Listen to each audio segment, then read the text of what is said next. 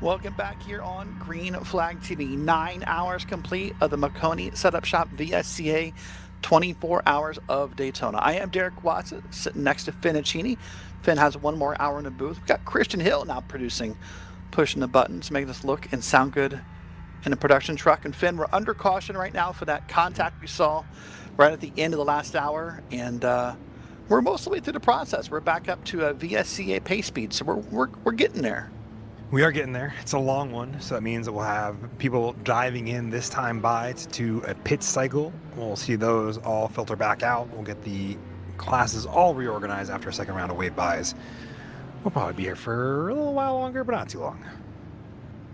So an exciting 9 hours so far. It's been now, I think, our 12th full course yellow of the session. We've seen some long ones and some short ones. We've seen some exciting passing, exciting racing. We've seen some brilliant racing on the track here, Finn. And I know you and Alex talked last hour. We are rapidly approaching, do you want to call it the danger zone? That small minimal chance we had, 8% chance of rain we had. And it looks like so far it's all good. No rain on the surface. So I think we're actually reaching the end of that window because it's in sim time. Oh, that's true. Yeah, it's almost 11 p.m. to midnight was the window. So we're about an hour away from being saying that we're never going to get any rain. And I think we can pretty safely say that. I see nothing on the forecast. I see not even a glimmer of clouds with rain in them.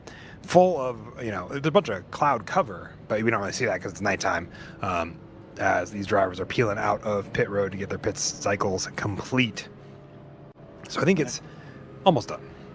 I was thinking to myself earlier as you and Alex were talking about it, and I couldn't make up my mind, so I'm going to ask you, if it were going to happen, as a driver, would you prefer it happened like right now in the middle of a yellow so you could get down pit road and like make the changes? Would that be the better scenario if it were to start raining, or do you want it to happen under green, or like what would happen here, do you think? I think ideally, in a perfect world where I could, turn on a light switch and there's rain and I had to do it, it wasn't like an option, I'm chained to the light switch. I have to flick the light switch to be unchained type scenario. I would love the option of the yellow. I get the feeling if it hit hard enough, fast enough, a yellow would develop naturally anyway. Such as the chaos of sim racing and wet weather sim racing. But I think, realistically, as long as it was enough to where I could get back around to get to pit lane, regardless of the speed I'm going at, I think it would be fine. Especially as we get in kind of the slower speeds, it almost makes it a little more sense that we're doing it under green, so we can all just kind of pile into pit lane. We're not doing a whole safety car procedure as the rain's pouring down, and we're still not quite on wets yet, but we definitely should be before we lose all what little traction we do have. One of those situations, I think you could go either way. In a perfect world, if I turn on the light switch, I would love to do it under yellow. When the yellow's mostly done, we're like just before the pit cycle, and I can just hit the switch, and then we all come in and get wets to then spin out on cold tires immediately the next time we get to go green racing again, of course. But you keep talking about this light switch thing with the rain thing, and all I can think of is like Forrest Gump. All of a sudden, it's like somebody has turned off the rain. That's all I can think of in my head as you're doing this whole rain light switch thing. I know that's not what you're going for, but that's what hit my head. That's not what I'm going for. That's my bad Forrest Gump, by the way. I would say it's not the worst Forrest Gump, but then again, I've not seen it score Forrest Gump all the way through, so I don't know the bit you're talking about. Wow. So therefore, I'm not intentionally doing it. It's on my list. Don't worry, Derek. It's on my list. Right. It's on my 200 and what number am I at? Plus 200. I have where are we at? Sorry, I'm looking. He's counting. He's pulling up the spreadsheet, guys. Yeah, I'm pulling up the spreadsheet. 279. Oh my gosh, it's a lot of movies to watch here, buddy. I've watched four. Fair enough. Well, we're under caution here. We're currently watching some of the cars go around. We're watching the GT3s, but something I think we've not really spent a lot of time talking about in this broadcast yet, and maybe under safety cars, the time to do it. This week in iRacing, we got the update that was for the new GTP tires, and I think you've had a little bit of time yourself as a driver to go out and kind of test them out. Mm-hmm.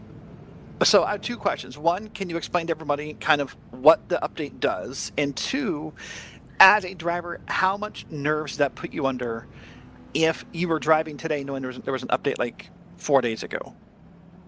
I mean, as a driver, and as we've done we've done similar things in the past with updates to the GTPs, for endurance racing. I get the feeling most of these drivers are pretty comfortable with it at this point. First couple days you're feeling out what the change is, and for those of you who don't know what the change is, GTP tires, they got new tire model to basically reflect the real life change in the GTP and WEC hypercar tires that Michelin is providing to these cars and these teams that drive them.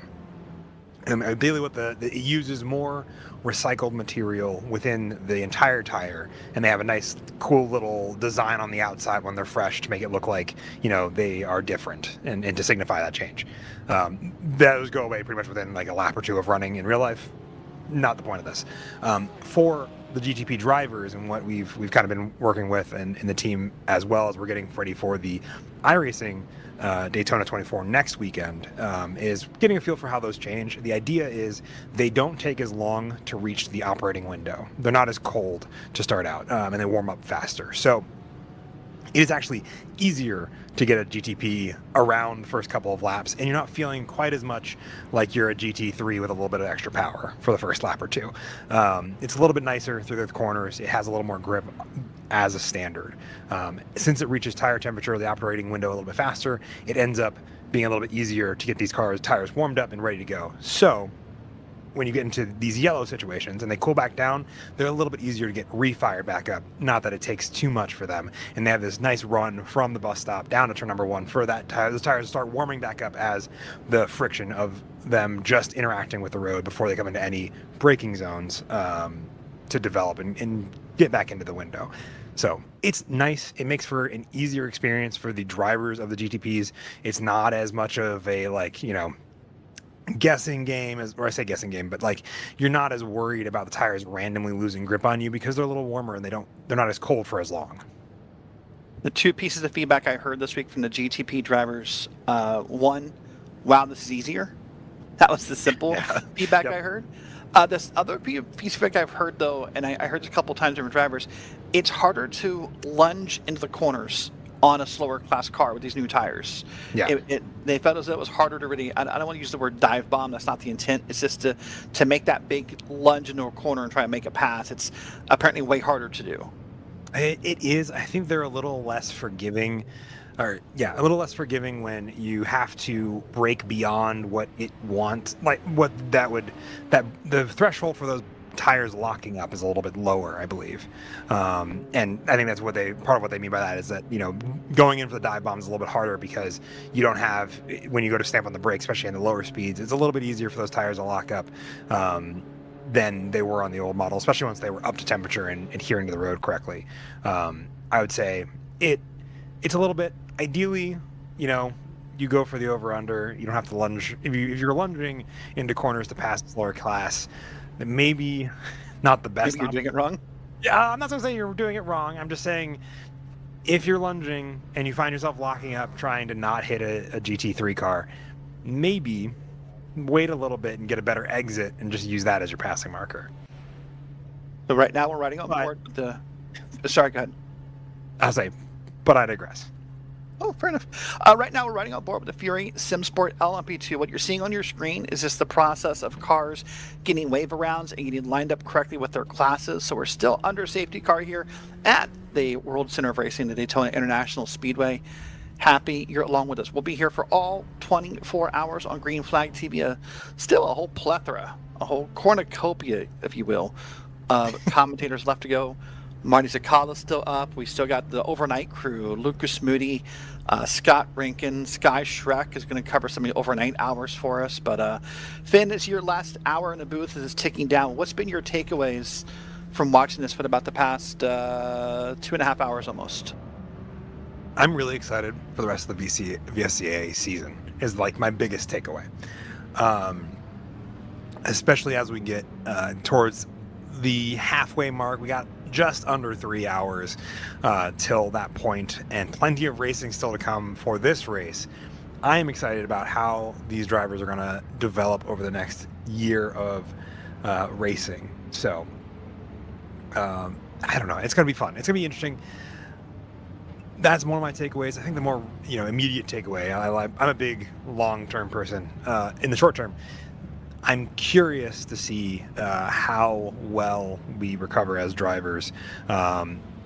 For the individuals who had a little bit of a more rough start to this race, the 420, as well as a couple others who've had incidents there in getting those cars back up into the race as they are working their way around and getting ready to go, kind of doing the last bit of the yellow procedure. There we go. The safety car procedure. Yep. Yeah. Well, you mentioned being excited for the schedule. Let's take a look at it real quick. We got a moment. These will all be on Green Flag TV all season long, by the way. Last weekend was the Roar.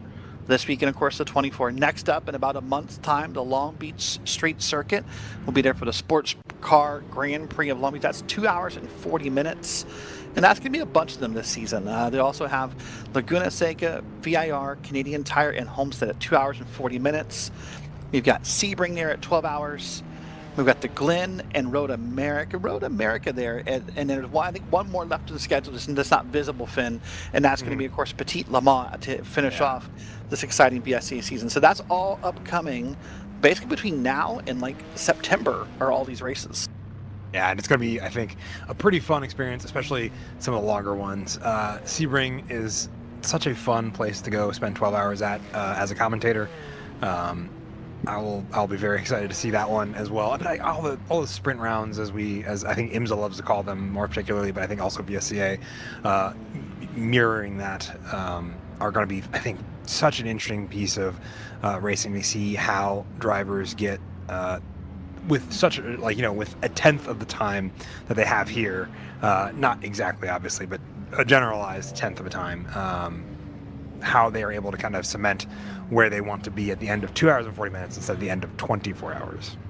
Yep. So we'll see all the exciting action all year long here on Green Flag TV. The safety car procedure is about to wrap up. You can see all the cars picking up in speed, all the headlights beating us in the face. That's a staple of covering nighttime racing, is the full view of the headlights. The field will be separated by the classes, GTPs up front, then the LMP2s, and then the GT3s. Your third class on back. We can tell we're starting to get close. We can see the double file lines, and you can see all those bright yellow hue color headlights. And Finn, it's kind of weird. Obviously, the headlights are needed here, but I mean, this has got to be the brightest nighttime racetrack in any kind of endurance racing. Is there one that this has got to be it, right? I get this is the one, at least in sim racing, it's definitely the brightest.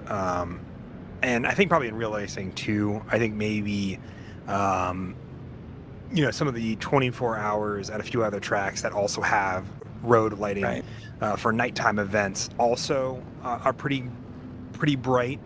But when you've been doing 24-hour racing as long as the Daytona road course and Daytona as a track has been, as well as night racing for the oval side of things, because we're driving around the infield here, but they also like doing, if I remember correctly, night racing on the oval side too. It's just a track that has so many lights, and therefore I think the brightest we'll see all season when it comes to night racing. I don't think we'll see a ton of night racing though beyond this, and probably the tail end of Petit Le Mans. And maybe Sebring. And Sebring. But, well, yeah, and Sebring. Sorry, I was just thinking that they would sunrise and sundown, but that's not quite 12 hours, so we'll see a little bit in Sebring too, probably. Yeah, and in fact, in real life here at Daytona, the lights that are used, especially on the back straight, both above the track and kind of pointing towards the track on the inside wall, those for road course racing are turned down. Well, I think it's about 40% brightness compared to what NASCAR uses for the nighttime Daytona races that happen once a year or maybe twice a year, depending on what happens with the Daytona 500. So it's still pretty bright here. The only two that really came to mind, Finn, I was thinking of that are not as bright but still bright. I mean, Sebring has some well-lit parts of the track. Le Mans has a couple, that has some lighting in it, but yeah. those are my two that I was like, these are like good seconds. Petit Le Mans as well, down the start-finish straight. But that's true of, I think, a good host of like the longer endurance tracks that they have this lighting. But for like Le Mans as well, I believe Sebring, it's only like where the pits are, or on the actual like what is the permanent road course for Le Mans versus the actual Le Mans circuit, and that what they call it, the Bugatti circuit, if I was going to use the proper terminology here. And I get the versus. I think Daytona has lights literally everywhere on the track. To be fair, it's all within the oval, so it's not as long as Le Mans, or as spread out as Sebring or Petit Le Mans are physically. Or NERB or any of those that we do 24s at. Yeah, absolutely. Well, we're still waiting for the word from race control that we can go green flag racing. They're working on getting the field lined up here. It's a full extensive process here that VSCA follows once the yellow flag comes out. So it's a longer process, Finn, but it involves making sure everything is fair, that wave arounds happen, that cars get lined up correctly, and all the process here. And they do it at their own pace to make sure nothing is missed. Yeah, it's definitely, I think, a good process to be done, especially because it does, once again, mirroring some more of the real life driving. It also allows cars to restart within their own classes. You're not having that awkward, restart where you have a GTP dive bombing a GT3 into turn number one because they got, they were 3 car lengths back from that GT3 at the end of the restart, and then had to make this awkward transition into turn number one. They get a few laps of just racing within their class, as well as bunching up those classes to be, once again, kind of add to the competition, so you aren't, laps ahead of somebody else above or behind you.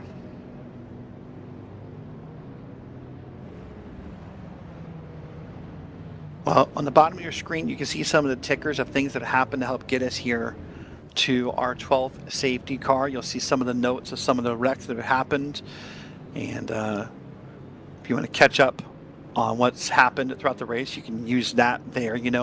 Also, while we are here, we can also tell you there's more action coming up on Green Flag TV this week. So I know a bunch of you may be new to the channel. Check on the 24. There's a lot of racing action this week. Just after we end the 24 tomorrow, Finn, about an hour later, Nolan Rimple and Howie Burrows will be over there with Pace. That's the GR86s at the Watkins Glen International Raceway. Tomorrow night, Justin Prince and Nolan Rimple will be over with the High Tide Racing League at Pocono Raceway as their season continues on. Tuesday night, Mid-Atlantic Racing Series, Mars comes back, and they'll start at Daytona, as do most NASCAR leagues, it feels like. On Wednesday night, the Beer League makes its return to the channel, and that's a league I know you've been involved with before. It's mystery tracks. We don't know typically till a day or day before of. The Zero Torque Racing League will be at Nashville Super Speedway, and then next Saturday night, the SRA kicks off their new season at Daytona.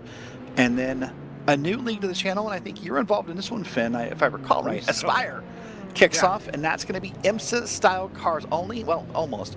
GTPs and GT3s only, and they'll kick off at Daytona. So plenty of racing action, and listen, over 19 leagues broadcasted every month on the channel. More leagues coming around as the seasons begin yet again. So if you just subscribe to the channel, there's every day almost there's something happening on that channel. And that Mars League, by the way, Finn, a cool thing, NASCAR now has the choose cone where drivers can pick inside or outside lane at 1 to go.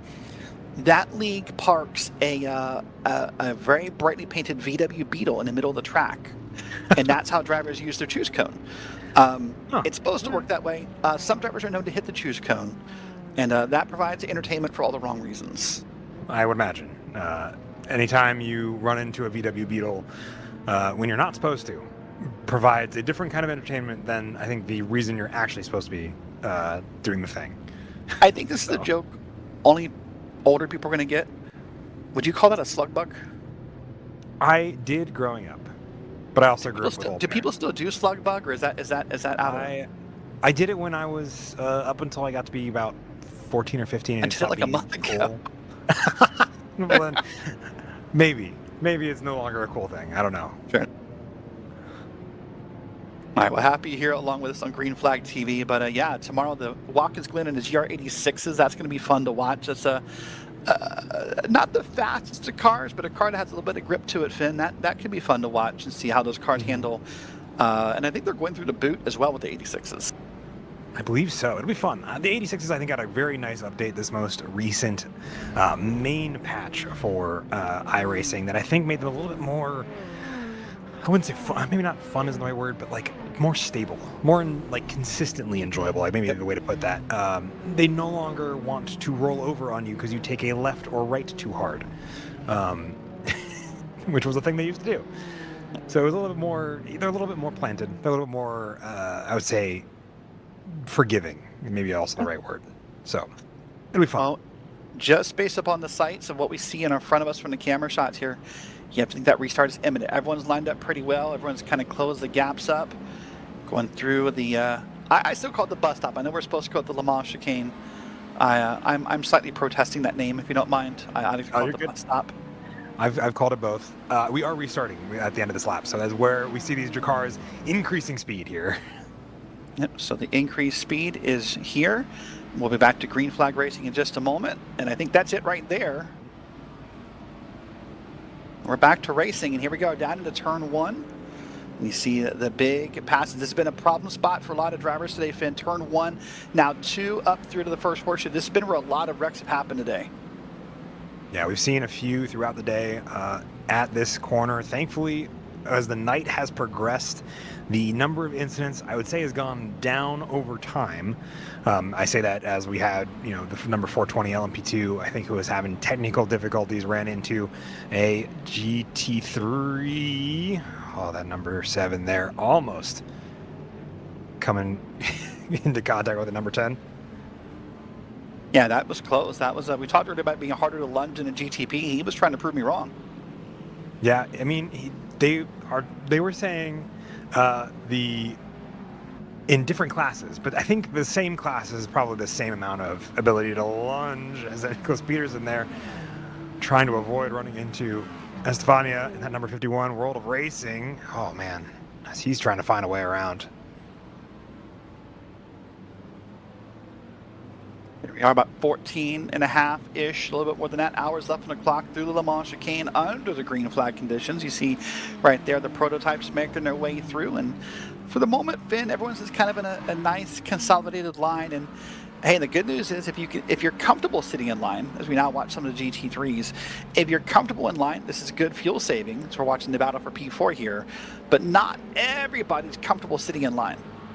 Yeah, we saw a pretty large fight for the GT Pro lead of this race for a good portion of the last hour of green flag running, and a whole host of drivers coming in for black flag penalties, as well as LMP2s jumping in for pit cycles, I believe, as well, amongst all that as the GT drivers. But I think we're going to see this battle for the lead of GT Pro continue to be just never ending. The cars change, the drivers we get to talk about change, but the battle remains constant up at the front here as the number 44 trying to get around the number 112 for the lead there, or excuse me, for P2 there, meanwhile Marco Silva kind of running off ahead of all these drivers. This is the GT Pro category we're watching right here, and these two drivers are battling hard, trying to get there. And at a certain point, though, you mentioned the driver I was thinking of Marco Silva. He's rooting for this battle, Finn, because the more these guys keep battling side by side through a horseshoe, through a bus stop, through whatever you want to call it, or whatever part of the track you want to find, pardon me, he just gets to kind of run his own line and pull away. So right now, these guys are benefiting Marco Silva by racing so hard. Yeah, there is a big gap already built there. As these drivers got back into green flag running, and the 6-second gap between himself and the rest of the field, I think, is going to stay about that way unless they start working together. But with the 1/10 gap between Ziliakis and the Manuel Mayer at just behind him, I don't think that's going to happen anytime soon. Oh, here's a lunge right here into the bus stop. He's going to go side by side. It's going to be the back quarter panel. And that red car is going to keep the advantage. He had the inside lane through the bus stop. And that's where they'll line up. So they'll keep just the same here. It's the 112. That's the red and black car of Jan Zilikas. And then Manuel Mayer is back there in P3 in the green car. Now that's who we're on board with here. And they're riding aboard going up to almost 270 kilometers per hour. Yeah, these GT3s, especially after they got their tire update, move a lot faster. It's why you kind of see some of the LMP2s not being in this league. You see he has that number 44 there going to take the lunge. You also see Thomas Silva in that 77 and the 73.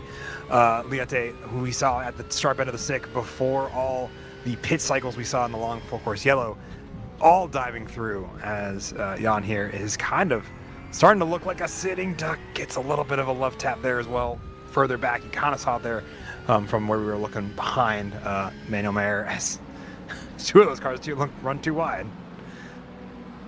Boy, this really has been the battle since the restart back here in GT3s. And of course, remember, inside the race, GT3s are broken up. They're broken into Pro and Ams. You can tell them by the green and red as we got now a prototype spun around and a second prototype spun around. And this could be, that's the 420 car. That's not the first time we've seen them spun around today.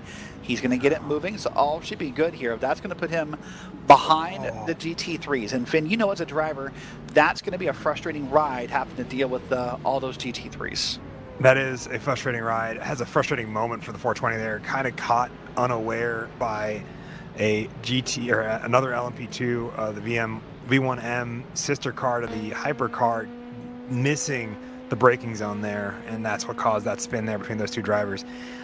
Definitely a frustrating piece trying to get through traffic. It happens. It's part of the thing you have to worry about and manage. But one thing you have to manage amongst all that is making sure you understand where those braking markers are for those other classes, since they may not be where you are or where you're expecting them to be for your own class.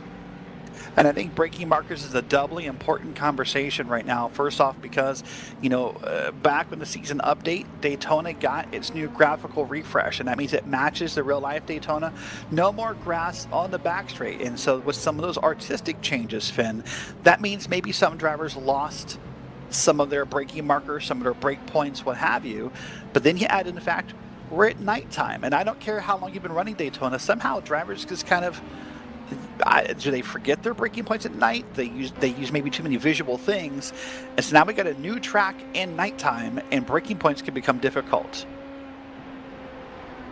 I think also a good point to mark amongst all that is that you have sometimes your braking markers can get blocked by other cars that you're trying to pass. And you have to kind of adjust, especially if you're offline, kind of similar how that incident kind of developed through the LMP2 being offline there. You have to remember that your braking line might be further back as a result of being on the inside line or the outside line there. As we saw, I think, a change in overall lead for the GTP. Yep. Yeah, Nicholas Peterson has taken the lead away here from Carter, as Carter's now mired back here in this GT3 traffic. And there's one that kind of touched the grass, but we're going to be good. He wobbled a little bit, made me nervous, but all good. Now back here through the entrance to NASCAR, as we come now back up to the NASCAR banking. And as a prototype, this is when you kind of are looking for it. You need to make passes that wide open, hang on the throttle, just kind of get it, you know, as much down to the ground as you can, and get on through. But the other thing I think about, Finn, when we see someone like that with the prototypes where you get spun around, is it frustrates the heck out of you, right? It makes you mad that it happened to you, whether you did it to yourself or whether you think someone else spun you around. And so now you've got to drive angry and somehow manage other people's braking points.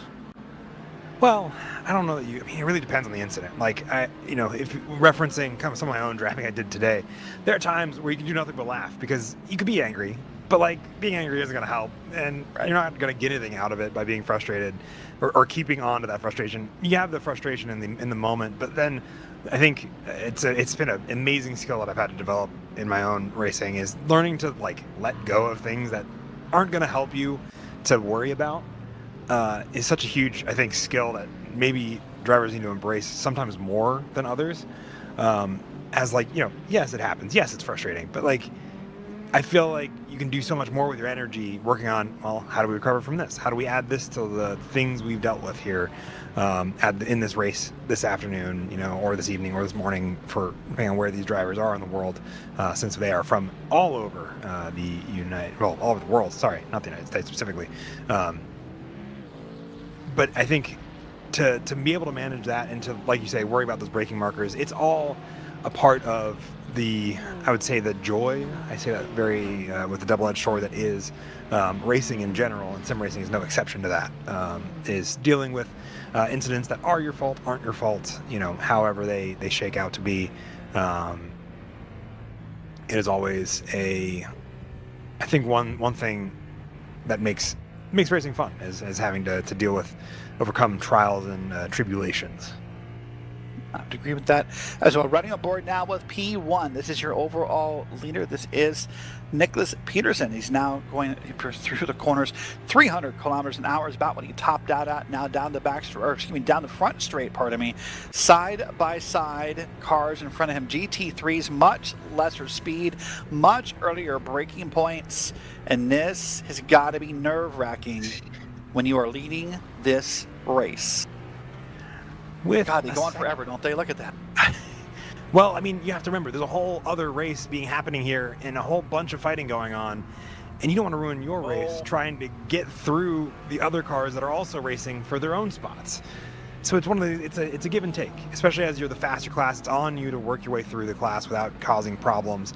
And you'll see like the gap that was a second gap between Nicholas Peterson there and Jeremy Carter in that V1M behind him, the number 10 there. That gap's going to close down as Nicholas Peterson's just going to lift and give him a little bit of space. Sure, it's your nerves are a little bit raised, I would say, but I think it's far less nerve-wracking to work through traffic than it is to try to battle it, one-on-one in a vacuum where you both are, the same pace.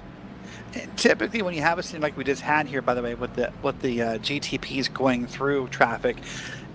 And I don't know why it's this driver mentality that typically if you're about to get lapped, whether you're same class, multi-class, it doesn't matter.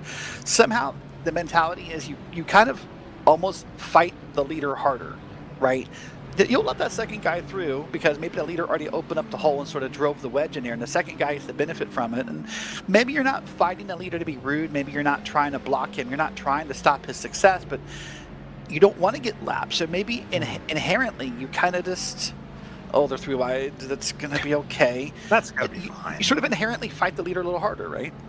I wouldn't, not intentionally. I think there is very much the idea, and I think we see this less in leagues and more I see it in officials of, the slower class will drive their line, even if that line takes them into another car that is alongside them, regardless of if that car is in a faster class.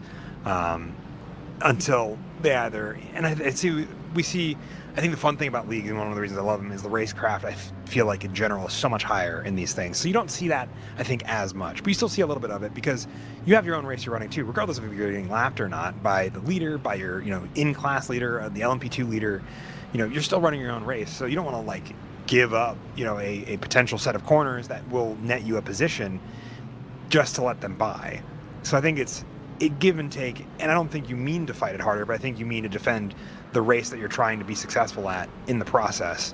And inevitably, you end up blocking the leader a little bit more, or you block a set of cars that are a faster class than you because you're trying to keep your own race running. Well, now we're looking back on the P4. This is Daniel Campos and the BMW M Team Delta Racing, that GTP, the very bright white car. And Finn, that's something I think is important for 24-hour races, and something that I know as a team we've talked about a lot is brightening up those paints. Maybe for Daytona, not as important, but we go to Sebring in a month or two. We go to Road America. Having a brighter base makes it easier for those headlights to find you than teams who maybe have a darker base paint. I think that's pretty universally true. I think it's part of the benefits of the brighter paints that we kind of see here in the nighttime. Less important, like you say, in Daytona, but anywhere else where you don't have the overhead lighting and you have to rely on the headlights. Thankfully, iRacing is pretty forgiving on what it considers being lit. I'm going to put some quotation marks around that. As in, it is being given light by a source, Mr. Watson. But with that, it still is nicer when what you're driving in has a bright paint that then gets brighter as headlights hit it, versus a dark paint that reaches a normal, oh, hey, there's a car there when lights hits it. Well, right now what we're watching here, and we'll come back to that topic in a second, we're watching this GTP. He's now going to carve his way through some traffic, and you'll see some other prototypes up ahead and see some of the GTPs here happening. Now, maybe someone's new to this race, and I agree with you, by the way, the lit paints are, now I've said it too, now I feel weird, are better visibility-wise, and it's something I think is I think is slowly across iRacing. I feel like in the past couple years, that's become more the trend, is the brighter paints in endurance racing. I don't know if you think that way, but it feels like slowly we're moving that way. I feel like in general, we're getting to the point where it's the combination of bright and darkness. There's not just a dark paint with like some coloration that is also no brighter than the base color. We have, there's some very clear parts of the car that are accented to allow the whole car to be more visible at night. And I think that's such a fun trend in endurance racing. Like you see it in the car just ahead of the BMW Team Delta Racing number 12 here, that is following Samuel Aragon in that VSR Competición Bianco, or white if you need the translation there. That blue but has the orange bright back end of it, makes it so much more visible, regardless of the time of day, because it has that bright paint like you're talking about. And up ahead you got another bright car. It's a car with some bright parts. You got that sort of tan and red, almost like a Minnesota Golden Gophers, if you're a college sports fan, look to it up ahead. Yeah. So that going on there. Well, up here now, I was about to ask you about here. If you saw the past few laps go by, maybe someone's new, they got a family member, a relative, a friend in this race, and they're not used to it. Typically throughout the bankings, we see kind of an orderly process where the GTPs stick to the bottom of the oval banking, and your prototypes go to the top. There's no really official rule about that, but that is sort of almost like the unspoken rule of Daytona racing, right? I mean, it's kind of the way racing generally works as well, and we see it there because that's how it ends up happening. The lower line is faster. It's also where the racing line is in a vacuum. And the high line is what would be off the racing line, which is what the faster cars generally have to do to get around slower cars 9 times out of 10 when they're passing on straights or in certain corners where they have the pace and speed to do so, where it's not just good to wait for a minute and then pass them on the next straight. So it ends up being this, kind of unspoken rule that we see a lot in Daytona, where they take the high line versus the low line. But ideally, that's generally also true for these prototypes, and when I say prototypes, both being the GTPs and LMP2s, that they end up going off of the racing line to try to pass these GT3s, and then for the GTPs to also pass the LMP2s in general. And I feel like endurance racing is full of kind of these unspoken rules, and that may be one of the hard things about breaking into it sometimes. There's all these rules that we know from our experience, but boy, if you're a new driver, that it's, you think you're helping, you think you're doing the right thing, we're like, no, we don't do that. Like GT3 stay to the inside to make it faster. Or the more common one that happens a lot, Finn, and I know we've both seen it throughout our time, is don't try to let someone by. That sounds so counterintuitive in some ways, to say that to someone who's new to endurance racing. No, stick in your line and I will pass you. The moment you start moving your car, it just creates chaos. It creates calamity, right? And that there's some of those little unspoken kind of things you have to learn about endurance racing that really can make your experience easier and better for everybody. It can. I think the big, you hit it right on the head there, of just following the racing line, especially as a slower class, is I think the number one unspoken rule out of endurance racing and multi-class racing in general, that I think we see a lot of people deviating from to try to be generous, chivalrous. You can put any kind of positive identifier to it, but the idea that they are doing something out of generosity or kindness, which really just creates more chaos and causes problems, because the faster class is already expecting to deviate from the racing line to drive around the slower class, and at the same, if they also deviate, the slower class also deviates off the racing line, you then just run into each other. Yeah, it certainly can happen. It does happen from time to time, honestly. That's one of the most common reasons why we see, I think, wrecks in endurance racing, is that idea of trying to let someone by, and you think you're doing the right thing, and it just doesn't often happen that way. Well, I think it's time for one of our next interviews here. I know we've been doing kind of a real cavalcade of stars as the day goes on, and let's continue that process here. Let's welcome in here Travis Hatfield, and which kind of there he is. We'll welcome Travis into the booth, and Travis, welcome into the Green Flag TV broadcast booth here during the Daytona 24. And first off, talk to us a little bit. How's your team doing? How are you doing today? How's everything feeling here for the 68 team? Well, we're leading, so that's pretty cool. Not 100% sure how we're leading, but we're doing it, so that's exciting. How are you guys doing? You guys thinking of fun things to say during the yellows? I mean, I just got here. I'm at the 45-minute mark of a 4-hour commentary stint, so I'm fresh, and I'm like the new endurance driver. Oh man, you're good to go. You got your whole trial by fire ahead of you here.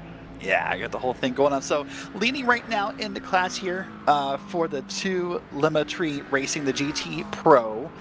Yeah, dude. You talked about all the safety cars, all the process we'd have, and what does that do to you guys? Were you guys anticipating this many this early? How has that affected your planning, your spreadsheets, all that? I mean, yeah, for sure. Like, given the amount that we're in the roar, I think this is maybe less than anticipated even. Probably still too many, but in the grand scheme of things, like, it's all right. It's all good. You have a nice, chill, relaxing time, and then drive really hard for like a few minutes, and then you relax again. So, I don't know. It's a pretty chill version of a Daytona 24. So right now we're seeing Marco in the car. Talk to me first off. When are you back in the car? That's a great question. Maybe in an hour, but also there's endurance points coming up, and I have made this hellacious spreadsheet that apparently I am the only person capable of figuring out. And so I might be in charge of telling people when to pit and get in and out of the car if the other driver wakes up. But we're gonna see how it goes. It'll be great. So I have to challenge you as a team owner and someone who helps do the planning for 24s. You only have one spreadsheet? Yeah, well, no, there's okay. That's workbook. There are innumerable spreadsheets inside of the workbook. Okay. It's gotten out of control. But anyways, most just want to say hi. I can't bring you guys like coffee or anything. Also, it's not that late. What am I talking about? You guys have a great time. I'm gonna go watch people drive. Yeah, I'm West Coast, buddy. It's only 4:45 p.m. We're still early in the day. Like, you're totally good to go. I woke up pretty early this morning, so it feels late, Yeah, I did not wake up early this morning. I was supposed to be here. I was supposed to be here to help production for the start of the race. I might have missed the green flag. Let's not tell the Mullen Ripple I said that. It's okay. Your secret's safe with me. You're fine. Ben, any questions for Travis?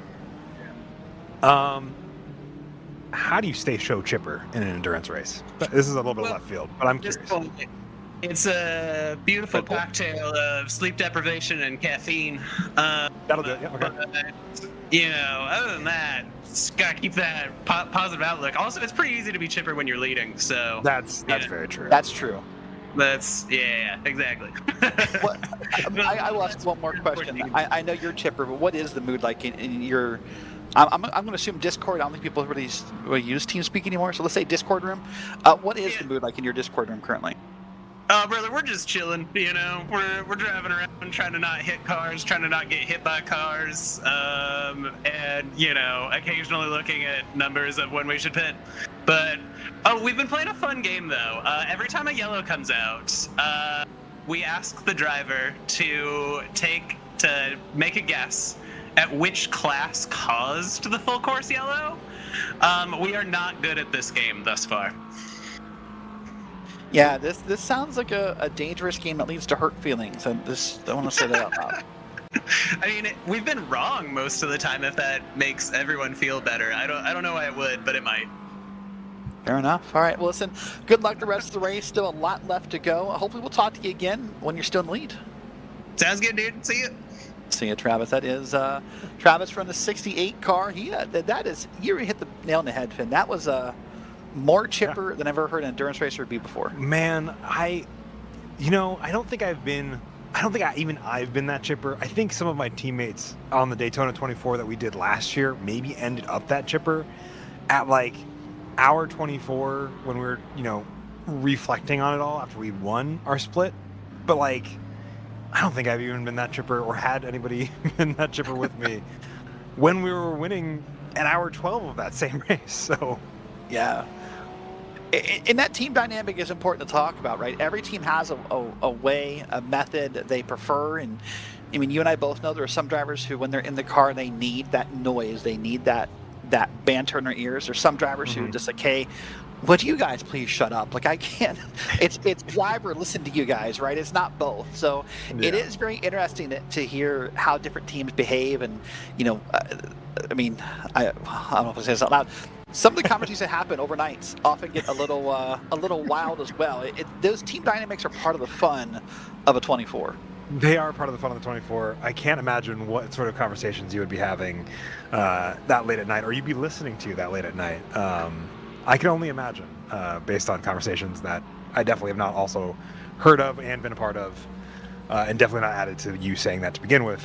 But it's such a fun dynamic of 24-hour racing. The way the race develops, the way the drivers, you spend 24 hours keeping a car going in the right direction. But you all as drivers spend 24 hours basically in sim racing, which means, the rest of the outside world kind of dims for a little bit. Not always, but most of the time as you focus on this. So it's definitely it's such a fun atmosphere in general, but to be consistently that chipper, or at least that chipper for a broadcast interview, I think is such a unique and fun experience. I would agree. Well, something that was hit upon an interview, I think is worth mentioning. This VSCA 24 has multiple levels of points payouts. There was at the 6-hour mark, there was a points payout for where drivers were or teams were at the time. Pardon me. There's another one coming up at the top of the hour, Finn. Right, so about 45-ish minutes from now will be the next payout at 12 hours. So when planning for this event, obviously being part of a league, this is not a one-off like an iRacing special event. Do you plan for that? Does it sort of be like a happy coincidence if you hit those points? Are you more worried about winning, or how do you manage that thought process? Are there being point payouts on every 6 hours? With there being points payouts every 6 hours, it's definitely one of the things where you want to kind of be at the front when those points get paid, but you don't need to stay at the front. The interesting part, I think, is the consistent, just being in the right spot when the points are being paid out is the important piece there. I would have to imagine you'd want to prioritize that, and then kind of be a little more, give it more wiggle room, I should say, when you're not in the kind of that window for points. And something that I know Travis talked about that really stuck out to me was, hey, this spreadsheet says who does and doesn't pit, and we're trying to figure out if we can stay up front. Hold on, safety car is out, so that will put a pin on that conversation. We'll come back to it in a second, but we're going to find out in a minute why the safety car is out. And there's a car parked. That is a GT3. Mm-hmm. That is Wait to get a number on it. Yeah, it's a 912 of Team Frida Sport. They spun into, I think it's the WEC horseshoe now, the second horseshoe of the two on the infield. Just didn't give enough, the lift that the GT3s sometimes need to do when they're coming through the kink in between the two horseshoes. We'll take a look at it here. And that car was not able to kind of make it back around as a result of the damage they got in that incident. As we look out on board, you'll see it here. We're riding on board with them. You'll see just the car continue to kind of rotate and get out of ways. And you don't really see it as much here, but you'll feel it when the car comes to a stop. There it is, the incident that has caused them to have that issue. And then they will get that car, try to turn it around, kind of pull it forward enough to where it is within the tow zone, to where it won't give them a penalty. As we look at it once more. I thought he had this, actually. I thought he did too. And then they made contact, and I was like, maybe not. Very reminiscent of myself earlier today when I spun in that same spot. There are tow zones here. The track started to cut you off here. So you can't just tow here in the VSCA 24. You have to actually get permission to tow, and if it's not in a approved space, then that's going to put the caution out. Watch it one more time. That's kind of an odd space for me on a dry track to see someone lose it right there. I'm a little surprised that's where he lost it. I'm not. That is such a high commitment spot for any GT3, given the Porsche's rear engine nature. As soon as that car wants to try to turn, and if you over rotate it, it'll just carry the rest of the car with it as it keeps going because of the way that engine placement is. It's not as easy to catch. I think once that car got going backwards, I think there might have been, you could have, reverse engineered it to turn it away, but you also don't want to have it shoot back across the track and involve other cars. So it's one of those games where, I think given the situation, that could have gotten a lot worse had they not. And I guess, I don't know if call it a silver lining, but I guess silver lining is only one car involved compared to some of the wrecks we saw, especially that first hour. He didn't bounce back on the track, didn't have any kind of negative impact on the rest of the field, other than the fact there's yet our 13th full course yellow on it. And they said this will be a long one, Finn, so we'll be here for 20-ish minutes or so, and I think that's basically going to probably wrap up your spot, the 3 hours of commentary for the VSCA 24. So I'm going to put you on the spot here. Any predictions for the race? Any predicted winners? Any highlights you think are upcoming? What's on your mind? My prediction, I think, is going to be pretty broad. I think all three of these classes will be fighting down to the last hour. It was going to be my prediction.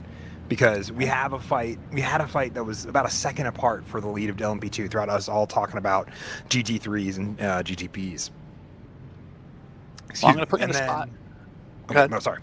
I'm going to put you in the spot here and ask you, now that you finish your last thought. Sorry, we're doing this talk over you saying. Yeah, it's okay. GT Pro, GTM, obviously they're going to score different, but which one wins overall GT3? I would imagine a GT Pro of a variety, just because usually the requirements there are a little bit higher. The driver consistency we've seen has been a little bit better. Now, whether or not it's it's number 68 that we talked with Travis there, who has Marco Silva still leading that group when they get out of the pit cycle, or if it's going to be Giancarlo Diete and that number 73 right behind him, or the number 77, the number 44. The number 51, or 71, which has Ryan Scotlandly in right now, but we've talked with their team manager as well over the course of this time. It's up for grabs, especially when you have these race sets with the yellows. There is, I think, everything to play for, especially as we get into kind of the points sort of things, as well as the overall finishes.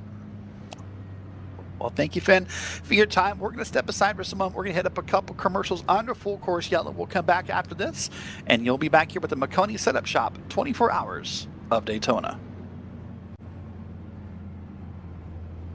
Rev TV brings the world of motorsports into your home with over 100 live race series such as MotoGP, IMSA WeatherTech Sports Car Championship, Extreme E, World Superbike, and the newly launched all-electric E1 series. From 2 wheels to 4, from land to sea, your destination is Rev TV. Racing isn't easy, but experiencing it is. iRacing puts you in the driver's seat with the industry's leading sim racing game. Drive on laser scan replicas of the greatest racing circuits from around the world. Go head-to-head against other drivers chosen by skill-based matchmaking to ensure competitive racing at every level. Compete across all your favorite series. In officially licensed cars, engineered to deliver the most accurate driving experience possible.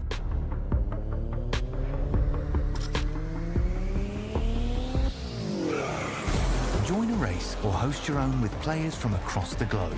Race against the computer or in a league with friends. Feel the thrill behind the wheel. Visit iRacing.com.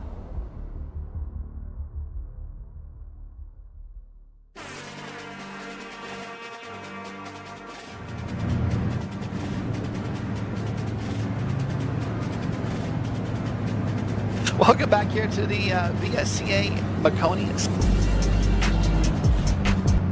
We've done a commentator swap. We still got Christian Hill producing, but now I got Marty Zakala replacing Finicini. And Marty, it has been an exciting race so far as we now enter yet another hour of racing here at Daytona. Yeah, approaching the 14-hour mark is we're just about 10 hours complete in this one. And from what I've heard, this has been a phenomenal race so far.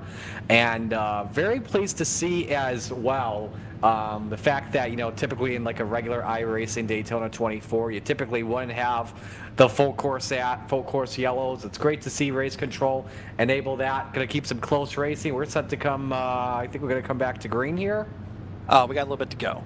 We're going to do iRacing green, but that's not the process. We'll have a longer VSCA safety car process. We still need to do pit stops and much more. So that's why we'll have that notice up on top of your screen. We're still under a full course yellow. And you know what? I should remind everyone this race is being sponsored by the Maconi Setup Shop.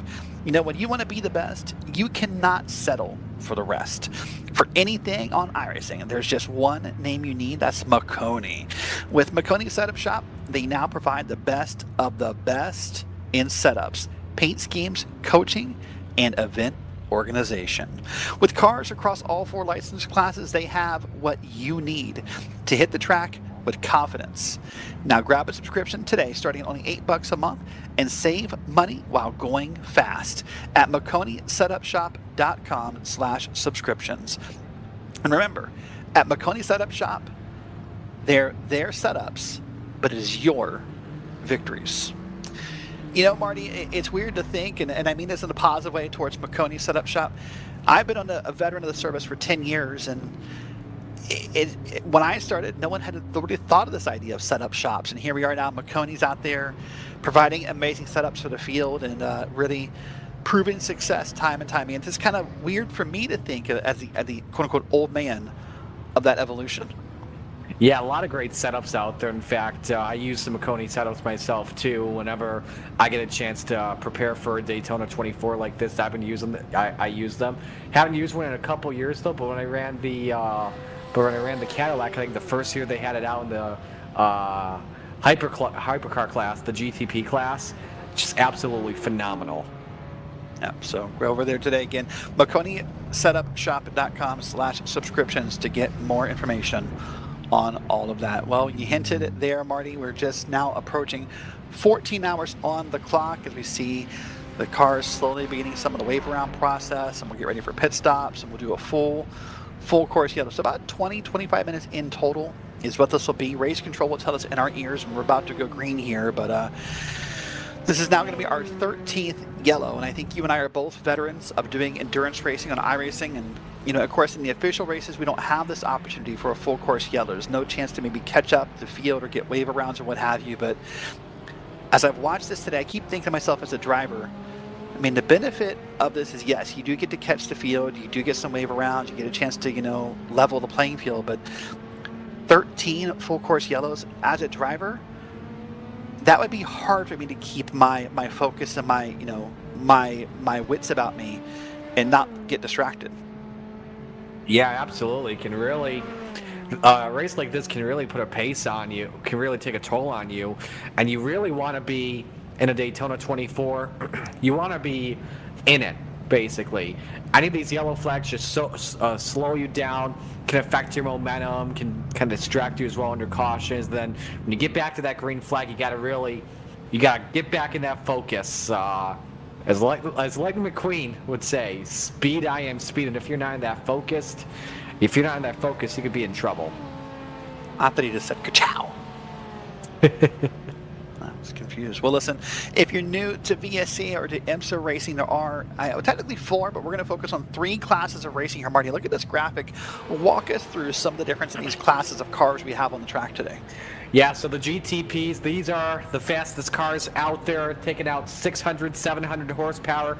And they also got that hybrid motor that drivers can control on the ERS mode, whether you want to recharge, you want to get a boost, or be in neutral mode. The LMP2, a little bit similar. Doesn't have the hybrid, less advanced aerodynamics as well at the same time. Then you got the GT3 class. This is similar to what the sports cars that you see from time to time at those car shows, those production-based engines. 100 less horsepower, heavier in weight, simplified aero. All the cars still with the traction control. The GT3s though with the ABS as well. A lot slower in class, can get lapped pretty quicker. And keep in mind as well, the GT3s, they've got as well 2 separate classes. They've got the GTD and the GTD Pro, but they're still competing at the same exact pace. Yeah, those classes splits were determined preseason about who is pro and am, but you're right, they're the exact same car. It's just maybe a difference in the drivers and their ratings, what have you. It doesn't mean that an AM can't win this thing, right? An AM could very easily beat some pros, and we'll see how that comes out here. And I think it's fair to say across iRacing as a whole, I'm sad to say, Marty, that middle class, that LMP2, across the community seems to be kind of losing traction a little bit, right? It just seems like maybe over time there's less and less of them on the track. It's really, for the moment, become kind of a two-horse race between the GTPs and the GT3s. Remember too, a couple years back, like say like 2022 or so, the LMP2 car was the car that we were running on iRacing in the Daytona 24. This was because this was before all the IMSA prototype cars, the LMP1 cars, whatever you want to call it, were all put into iRacing. And ever since we've got, like, for example, the BMWs, the Cadillacs, the Porsches, if there's Acuras in here, for example, them too. That all those coming into iRacing and the updates we've had the past couple of years have really dwindled down. Less usage of the Dallara LMP2, but there's still people out there that love to drive it. It's a fun car to drive too from time to time. Yeah, very fun. So there's some of the breakdown there. Thanks to Christian Hill, our producer, put that graphic together last night to help explain some differences. But a question came up in YouTube chat: how do we decide who we interview?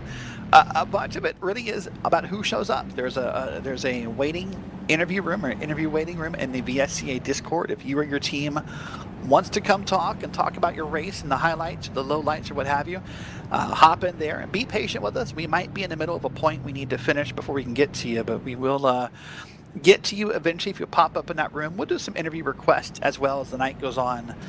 But that is a big portion of how we decide, since there was a user in the YouTube chat who asked that question. So right now, Marty, as we approach an even numbered hour, the other thought that enters my head every time we approach an even numbered hour, such as the 10-hour mark, is typically, I feel like teams, especially for the GT3s, you plan in 2-hour stints. So like when we go green here again, it's possible we see some new drivers who maybe even haven't touched the car yet today or haven't touched it in hours.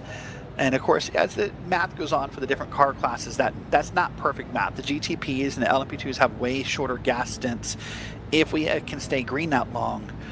But every time that even numbered hour hits, I begin to wonder how many new drivers could be in the field when we go green. Yeah, pits are open here this time. Everyone's going to come in. I will just see if there's going to be any driver swaps. I'm watching right now I know we're watching here one of the GT drivers. I'm watching the prototype on my end. They're doing the number 7 Waystgate Racing ride. They're going with the 32 Ferrari. They're going with the change here with Selena Ward now in the vehicle. I'm seeing it as well in the Cadillac World of Sim Racing group. Iker Estefania checking in. Mark Scherschel from Albrecht Motorsports also on there. I'm noticing one prototype deciding to stay out and assume the lead for right now. That's Samuel Aragon. Now the Porsche pitted about 7 laps ago, still keeping Aragon in the race car, obviously. They didn't make a driver change, so we'll see if how they can do out in front and with the worn tires. It is a traffic jam exiting pit road. Yeah, it was really tight there for a second, but Race Control is going through the process with the drivers, getting them back up to the appropriate pace speed. But one of the mentions that we saw kind of funny there that doesn't happen in real life, Marty, there's not enough pit stalls at virtual Daytona for all the cars we have. So some cars, quote unquote, share pit stalls here at Daytona, so that's why you saw one car on top of another. That wasn't a bad thing. That wasn't a wreck. That's just how the iRacing software works. They both pitted and got away just fine. That, I believe, was a prototype sitting on top of a GT3. Yeah, that from time to time, to say the least. I mean, I've seen it during the race a couple times, but just in a very different context. That's iRacing for you, I guess. Certainly is, right? Well, here's the number. Here's the first place car. The number 7 is currently, that's Samuel Aragon you mentioned earlier, and so right now they're the leading GTP in I feel like from a racing standard, a very iconic color scheme. Yes, That blue and absolutely. orange. It reminds me a lot of like one of those NOS energy drink paint schemes. I watch a lot of the World of Outlaws, and they've got those NOS energy drink drivers out there. Heck, even in the Cup Series, Ricky Stenhouse Jr. is a NOS car, and yeah, kind of gives you that blue and orange I would- feeling. I know very different hues, tints, whatever you want to call them. I was thinking McLaren. You were thinking of McLaren? Yeah, Well, orange and McLaren blue. used to have that orange and I know like Yeah. the big Lego model that they had that they had the blue and orange, but no, for me it's it's not orange, it's papaya. I'm a McLaren fan in F1, so it's Nope, papaya and that. black. Hey, I gotta get that right. I'm a McLaren super fan, so. All right. Well, right now we're getting ready, I think, or at least getting closer to the start. They have told the leader we just saw, that 7 car, he'll be the quote-unquote pace car, because there is no pace car left on track. So as we get ready to go green, we'll go green when we hit the start-finish line in a couple of laps, so we'll try and tell you when that's going to happen. And we'll walk you through that and let you know. Right now, they're on screen. This is LMP2s. This is the Fury SimSport LMP2 machine of Don D. Reuter. And they're hanging along right here. So on the side of your screen, you can see all 4 classes separated by colors. The GTPs are black. The LMP2s are blue. The GT3 Pros, or GTD Pros, as you call them, are red. And the AMs are in green. You can also see all the manufacturer icons as well. And of course, I always joke and say those silly LMP2s, Marty, couldn't they pick a different car? And unfortunately, they only had one, I They think. only have one.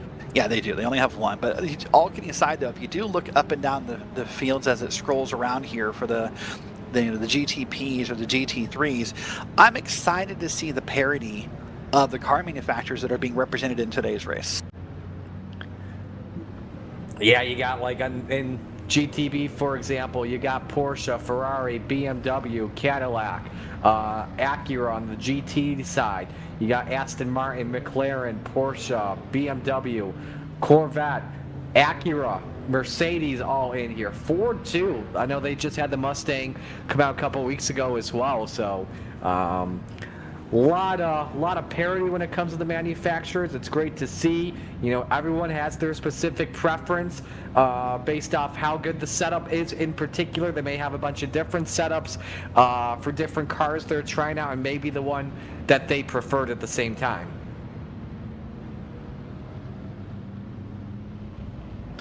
All right, well, you see all the cars getting lined up here. That's a good sign that we're getting closer and closer to going green flag yet again. Very, very dark outside. In fact, it's now, I believe, past 11 p.m. virtual sim time, Marty. So at least in real life, this would have been the fireworks show.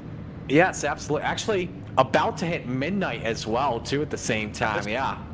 I think the fireworks typically, if the Rolex 24 happen around 9 p.m. I got a buddy going there in a couple weeks who typically stays up for all 24 hours. So. All right.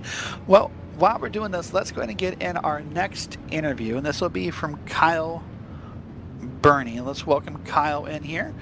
Kyle, welcome into the Green Flag TV broadcast booth. You're with Derek Watson and Marty Sakalo. How is your day going, first off? There's 2 sides. There's the organizer side, and then there's the participant side. Overall, I think that they're both pretty good. Better than in years past, but yeah, if we're looking at the race side of things are really good. We're having a good race so far, and just sticking to our plan of doing everything we can to stay out of trouble, make it to sunrise, see where we're at, and then really get to the last couple hours before we really start doing anything crazy. I almost asked you which side of your day is busier, the race control side or the driving side, but I think I know it's probably the race control side. It is. Thankfully, the driving side and at least the team side, I'm very, very fortunate. We got myself, my brother, Nicholas, and Selena, and the 4 of us have been together for, I want to say, a full year, maybe 2 years now. And generally speaking, it's we're all really good with the setups. It's really easy to find a setup that works for everybody, and everyone's really kind of adaptable and flexible. So it's the team side and the driving side is extremely easy, which is very happy to be able to do it. And then it's just the organizer side and race controls a little bit busy, but it's nice because we got probably about a good, I want to say about 5 members that have helped us out and joined this year. So whenever I'm not in the car, I'm kind of just making sure I'm sitting over their shoulder because this is kind of their first time running through things and getting up to speed. But overall, it's good. And I can say I've done that job for different groups before. It's difficult and thankless a lot of times. So let me be the one to say thank you to you and your team for doing it, for keeping this organized and put together. Because it's often one of those jobs that when it goes right, people don't know it. But when it does go wrong, everyone somehow seems to know it very easily. That's very, very true. It's really good, and we really enjoy it. Just overall, I was talking with Ben and the other organizers about this today. I think high-level VSCA, we're in a better spot than we've ever been. Starting, I think this is our 5th year and our 5th championship, and it's really growing really great. We're kind of really solidified a lot of the things that we've got in place, and the best part about all this is when you look at the grid and the teams that are involved overall, we have a really, really solid group of, I'd say probably 20 to 25 teams, and I want to say about 35 to 40 entries that are keep coming back. They kind of know the process, they know the procedures, and they're really good. They've bought into everything that we're trying to achieve. They want to achieve it too, and they're helping out. And it's been great having everybody in VSCA season after season. Smarty, I know the last couple years you've won in the Daytona 24 here in the prototype division. When you get to a race like this, knowing that you've won the last 2 seasons, just does the tension, the hype just increase year after year after year? It increases, but at the same time, there's a kind of a calming effect over it. Because you don't have that, like, we're close, but we've never done it yet. It's just that we know that we can do it. So because we know that we can do it, it kind of brings a sense of calm to where it's like, we can just stick to our plan. We know how everything plays out, and we're able to just do what we need to do to make sure we're up front. And as long as we stick to that, we'll be good. And that's kind of what we've been doing. I think when it gets to the last few hours of the race, that's when it really gets kind of the hyped up, where if we're in it for a championship or win rather, at the end of that, that's where it starts to get kind of that nerve-wracking and the hype, and we try to make sure that we're in that good spot and then put whoever we can at the end of the race in that's fresh and can do what needs to do to drive to the front. Well, I know out in your area right now it's 5:17 local time. When we get to the final hours of that, that's basically the overnight shift for you guys, with the checkered likely coming, I would have to say probably around 7 a.m. your time. How do you guys get ready for that, knowing that the final hours, you're on the lead lap, got a chance to win the Daytona 24, but you're now dealing with the overnight, trying to figure out sleep schedules and all that? Put in our trusty Danish driver of Nicholas in the car. He's kind of the joke that we say he's the alien, and he's the good driver. But we're all on a really good spot and kind of a good pace. But we have nice that we're kind of spread out around the globe. So we got my brother and I in the west coast of the U.S. Selena's on the east coast, and then obviously Nick being over in Europe and Denmark. We kind of split it up to where usually the last, I'd say about 6 hours of the race, Selena and Nick mainly cover, just because it's better for them. And then while they're getting their rest and the sleep, that's when my brother and I kind of take a lot of the heavy lifting until it gets to the kind of graveyard shift for us. So it works out great to be able to have the people around the world to not really have to do that brutal 2 to 4 or 5 a.m. graveyard shift that no one really likes to do. Christian? I'm sorry, Derek? No, I think I'm good. Listen, I want to wish you the best of luck in the rest of the race here, Kyle, both on the driver's side and on the organizer side. And hopefully we'll get to talk to you in about, 13 and a half hours from Victory Lane? I'd be hopeful. That'd be really good. It'd be nice to get another win back here again. And I want to thank you guys and everybody at Green Flag TV. You guys have an amazing product that you guys do, and it's great having you back for the full season. All right, thank you. We'll talk to you soon. Thank you. All right, that is Kyle there, and part of that team right there, the GTP you see on the track there, are on the screen there, Marty. And That's an important thing to talk about. I was jealous when he talked about having two West Coasters, an East Coaster, and a European. That as far as scheduling an endurance race, that is that is the dream team. Not to borrow the old Olympic terminology. You know, you can have a bunch of different time zones in a 24-hour race.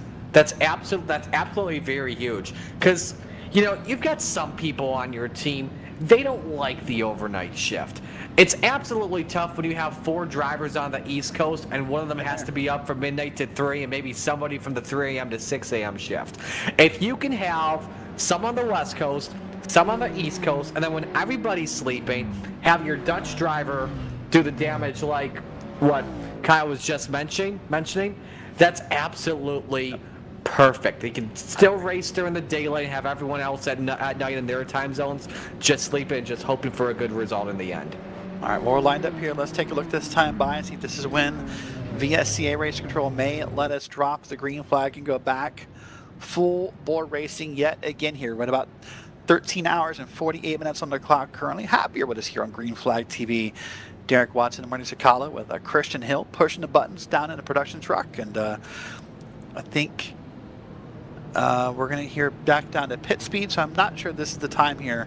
So we'll keep talking and going on. You see there's the iRace plan at number 32 making their way around the field trying to get their spot up in pacing order. And Marty, not just the time zones, but part of the fun of endurance racing is the people you meet. I mean, I've met now friends I have in life from endurance racing on iRacing. People that I've known for years now. They're just our best friends. Sometimes you race with relatives. We hear stories about brothers or fathers and sons racing together. I know of husbands and wives who do endurance racing together. Or sometimes you go somewhere like the VSCA Discord, the iRacing forums, or what have you, and you find teammates that you just don't know, and you meet those random connections.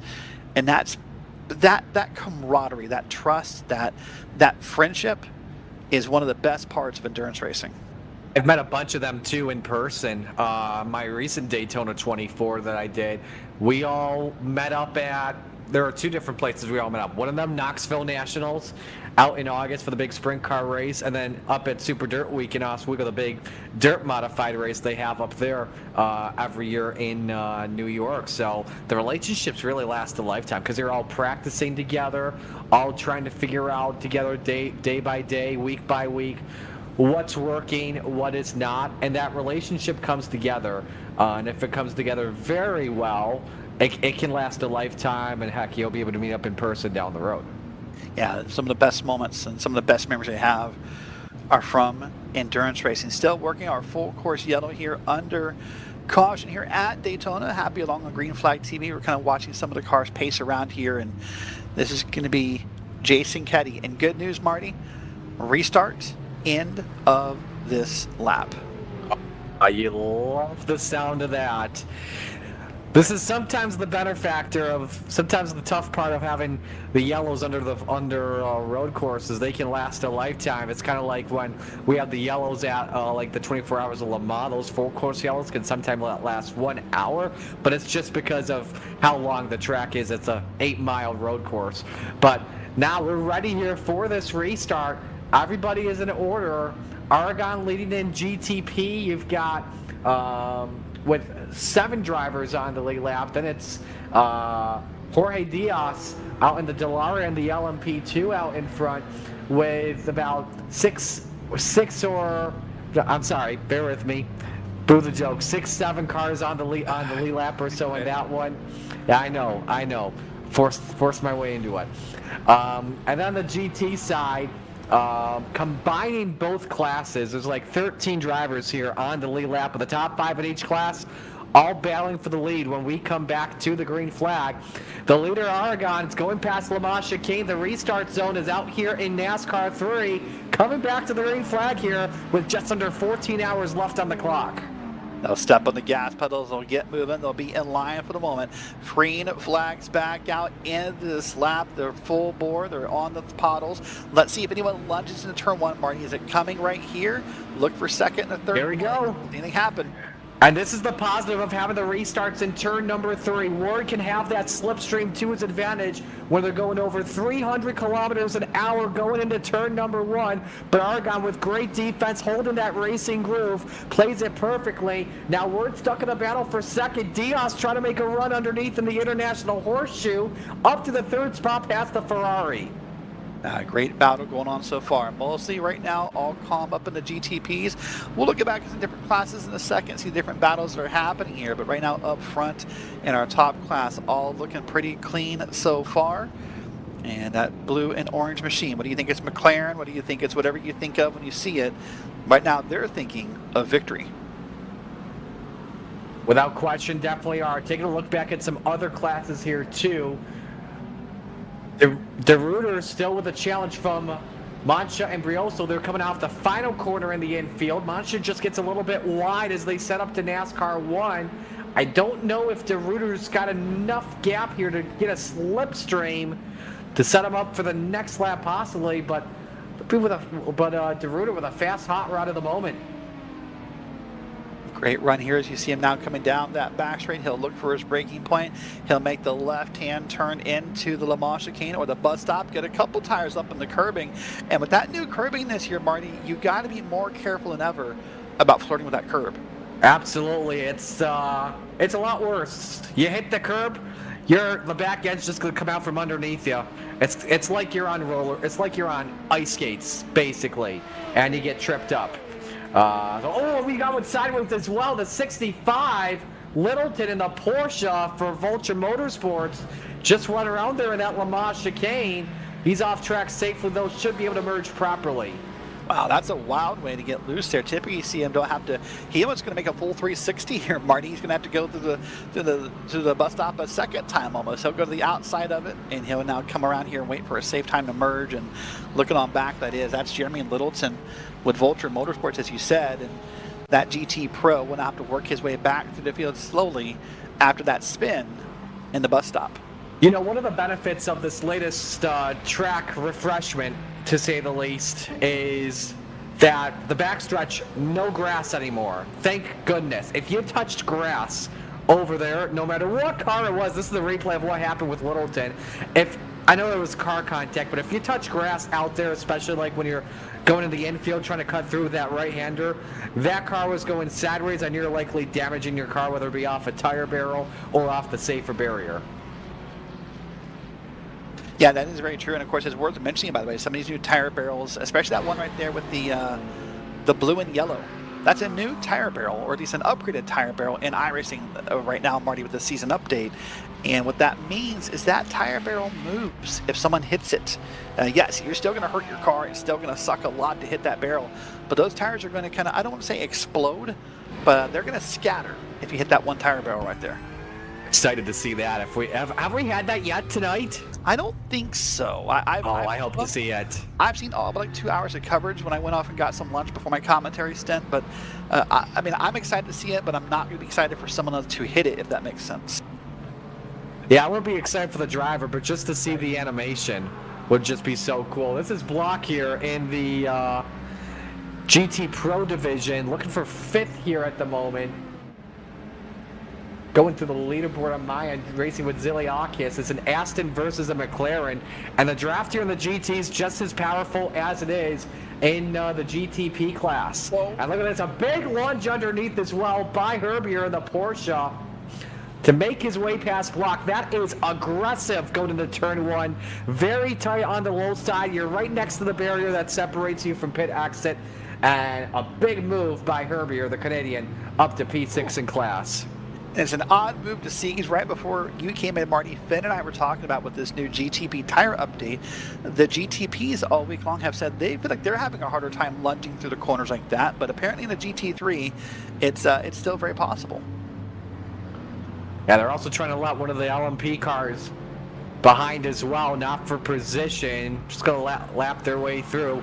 You got to make sure as well, especially for some of these drivers that maybe aren't used to running road full time or maybe are dedicated to whether it be like asphalt oval or dirt track oval, you want to make sure if you're in one of those faster cars as well, you've got mapped on your controls or even a button box, got to make sure you got that light flash mapped on, meaning that, hey, you're approaching the faster cars are approaching you for the GTs, just so they're aware.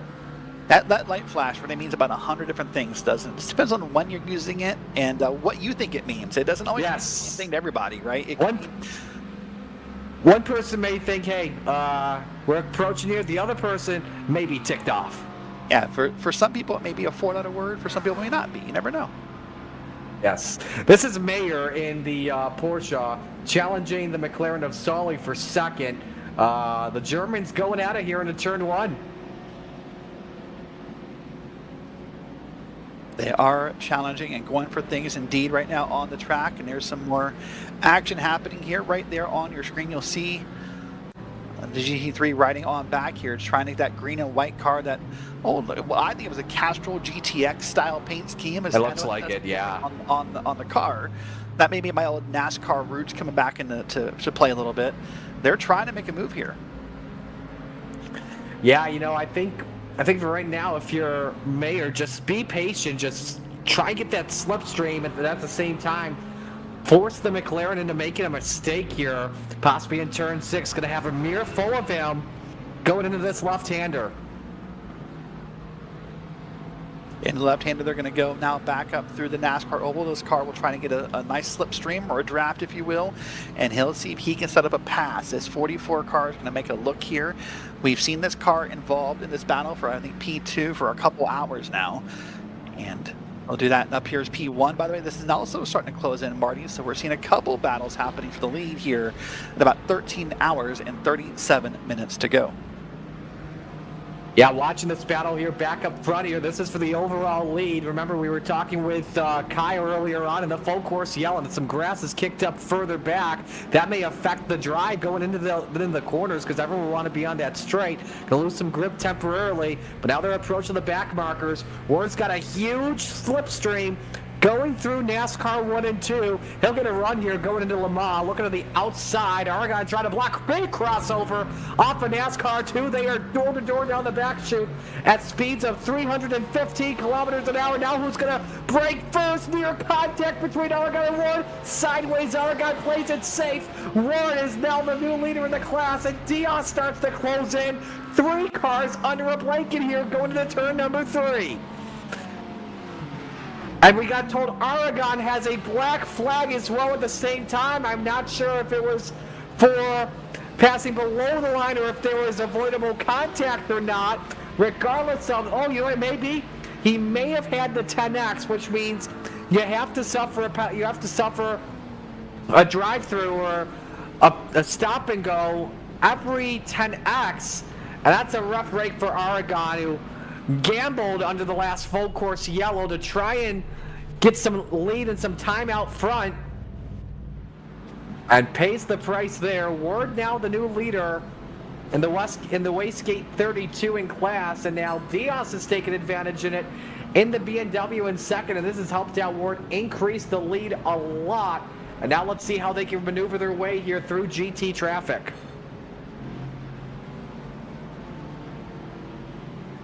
Got a battle here for the lead in LMP2, Moncha and Brioso.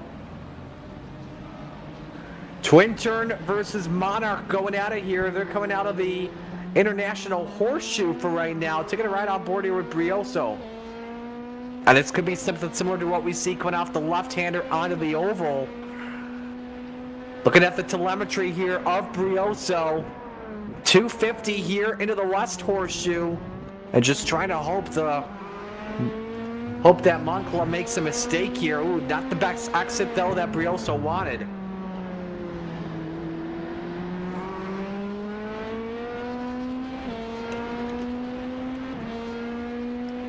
Now the slipstream here with the LMP2s. Remember, the aerodynamics on these cars not as enhanced as what we see with GTP. We can see there that Brioso not able to get that huge strap like we saw for a moment that Ward was able to get on Aragon. just maneuvering their way through the curves. Just got to make sure you don't make a mistake. And now you see Moncala about to get a draft here off the GT3 car. That being, they make their way past Chip Michaels in the Going Racing number 19. You know, and as we look at that camera shot, Marty, all I can think about from that Monarch Racing team's perspective, the car in the back there, that sort of red and beige or red and tan colored car, you will.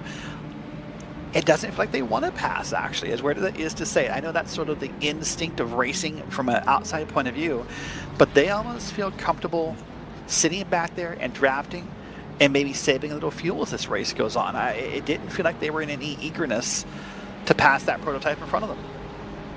Yeah, could be using less, could be going later on the throttle at the same time, maybe as well waiting later to upshift into their gears, possibly could try to help out with the economy run, perhaps trying to get maybe an extra tenth of a gallon or an extra maybe lap or so before the next pit stop. So again, going back to GTP, Selena Ward now the leader, making a pass on Samuel Argon in the Le Mans chicane, and then Ward cutting through, suffering a drive-through for penalty points. So they went 2 wide, and now this is going to get interesting for the leaders. They're 3 wide. Diaz trying to go longer way around here with a horseshoe, Derek. Whoa. Heavy lap traffic. Dude, in a race where every 10 incident points is a drive-through, if you're bold and brave and big enough, if you will, to make a move like that, you deserve the lead, in my opinion. My goodness. Look at this, Diaz. Horseshoe again. Diaz trying to use the Corvette as a tow here. He's going to get into his advantage to the race lead, and Ward is not going to be pleased one bit with Adrian Alonso in the World of Sim Racing team ride. Meanwhile, for that, he and Martinez are battling for position there. Wow, that was an amazing sequence, about 25 seconds there of a couple of sketchy but very positive results of passes has now put us a new lead here. That's the BMW M Team Racing with Andre Vito Diaz in the car, and he decided he was going to go for it. Look at him throw that car in the bus stop, but that car was a little bit sideways skewed there, and out they go. And now he's got a little bit, after this GT3, of clean traffic ahead. Now we're going to get a tow here off of Diaz. He's not done in this battle just yet. They get cleanly here through the bulk of that traffic for right now. Still some cars that are going to be approaching here shortly, but Ward to close that gap in a little bit. Would have to assume as well the energy, the hybrid engine is in boost mode, basically, to say the least. I'm willing to bet the mentality right now here is, what's good for the goose is good for the gander. I think right now as they come back through traffic again, don't be surprised if that second place car decides to pull the exact same move as what happens to them. Possibly. We'll just have to wait and see what happens. See Diaz flashing the lights, letting the LMP2 car know I'm approaching you. That's the number 51.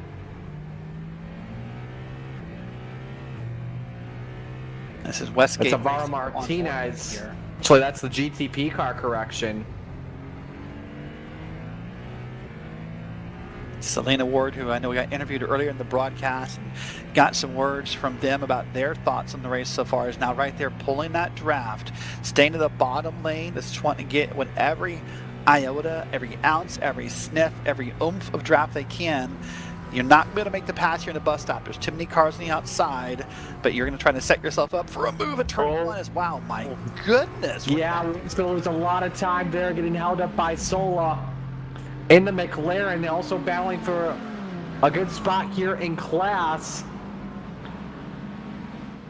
Right now, if I'm Ward, just shake things off here at the moment. Diaz open up the gap big time, going to break up that slipstream, and now you're just hoping that Diaz just gets messed up here. Just traffic is just, how am I going to compare this? Driving in GT3 traffic is like trying to find a lucky charm, basically. You're hoping to find a 4-leaf clover. Good things could come your way, bad things could come your way. You just never know, basically. This is a... Good. Now, go ahead. It's like Jelly Bellies and what are the bad versions of Jelly Bellies? Oh, yeah, the good bad versions. Yes. Yes. Oh, I'm glad I've never done that. Yeah, bamboozled. Bean-boozled. Bean-boozled. That's what I was thinking of when you were going through that analogy. But right now, a beautiful race happening here. Got a few GT3s in line, and all of them are really hoping for good flavors. No grass for them if that's. I won't mention others we're not allowed to per YouTube rules, but let's just say no grass. Yeah, this is Alonso, Barbosa, Beaver, and Block all battling for 9th here in class. Coming out from the looks of the West Horseshoe, nope, that was the International Horseshoe. Nope, that was the West Horseshoe. I'm sorry.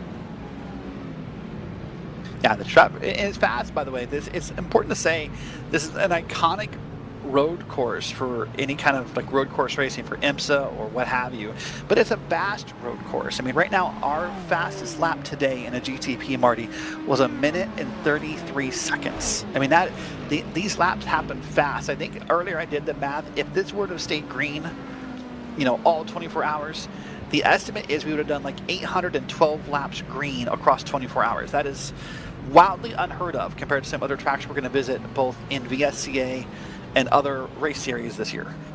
Yeah, I'm taking a look at the quickest lap here. It comes from Limpy at a 133.44, and I'm trying to check here and see when that lap came. It came back on lap 204. Now, when you think of it as well, that may have come during the nighttime as well. Track is the coolest at the moment. If we're looking at the track temperature, it's currently at 21 degrees Celsius. You combine that along with the draft, the tire is a lot more grippier, be a lot more fast for the drivers when they're not in that back marker traffic. Well, you mentioned that was on lap, I think, 204. We're currently working in lap 298, so that wasn't that long ago. That was maybe about 3 or 4 stints ago. So yeah, and so when you think of it too, that's probably just before the 11 o'clock hour in sim time. So it was during at night. The track's going to be the coolest though once we hit that overnight stint. Looking at the upcoming weather here, track wise, it looks like it should stay just about at 20 degrees Celsius over the next 2 hours or so.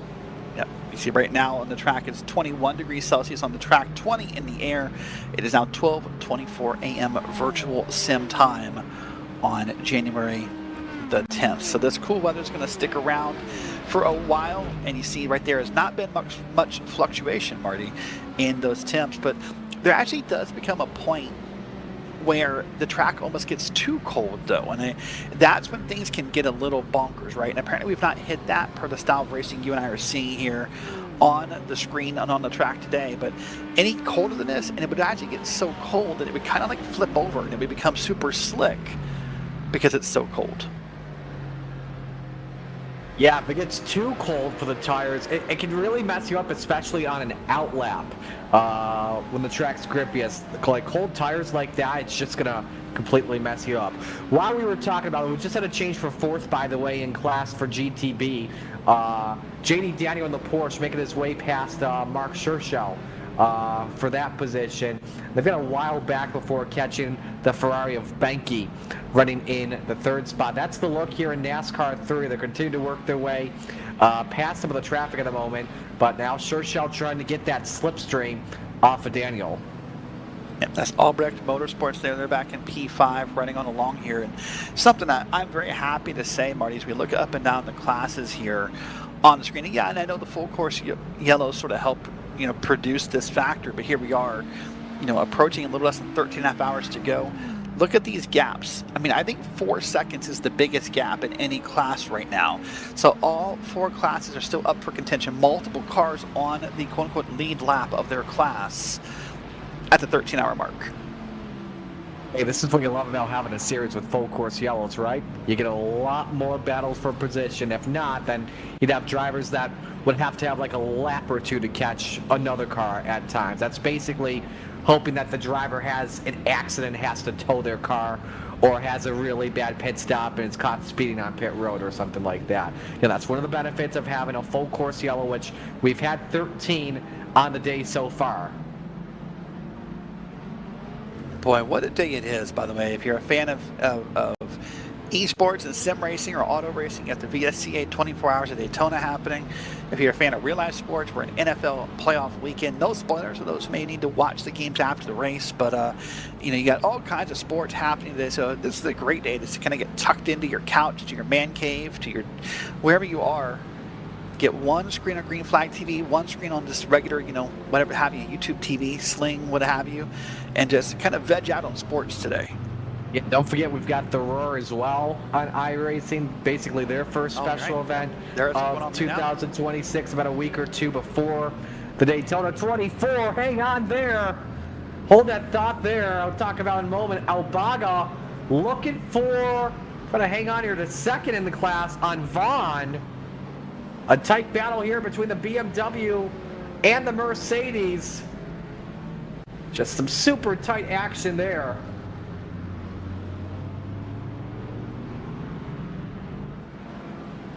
Got a driver off track, meanwhile, behind them out of the West Horseshoe.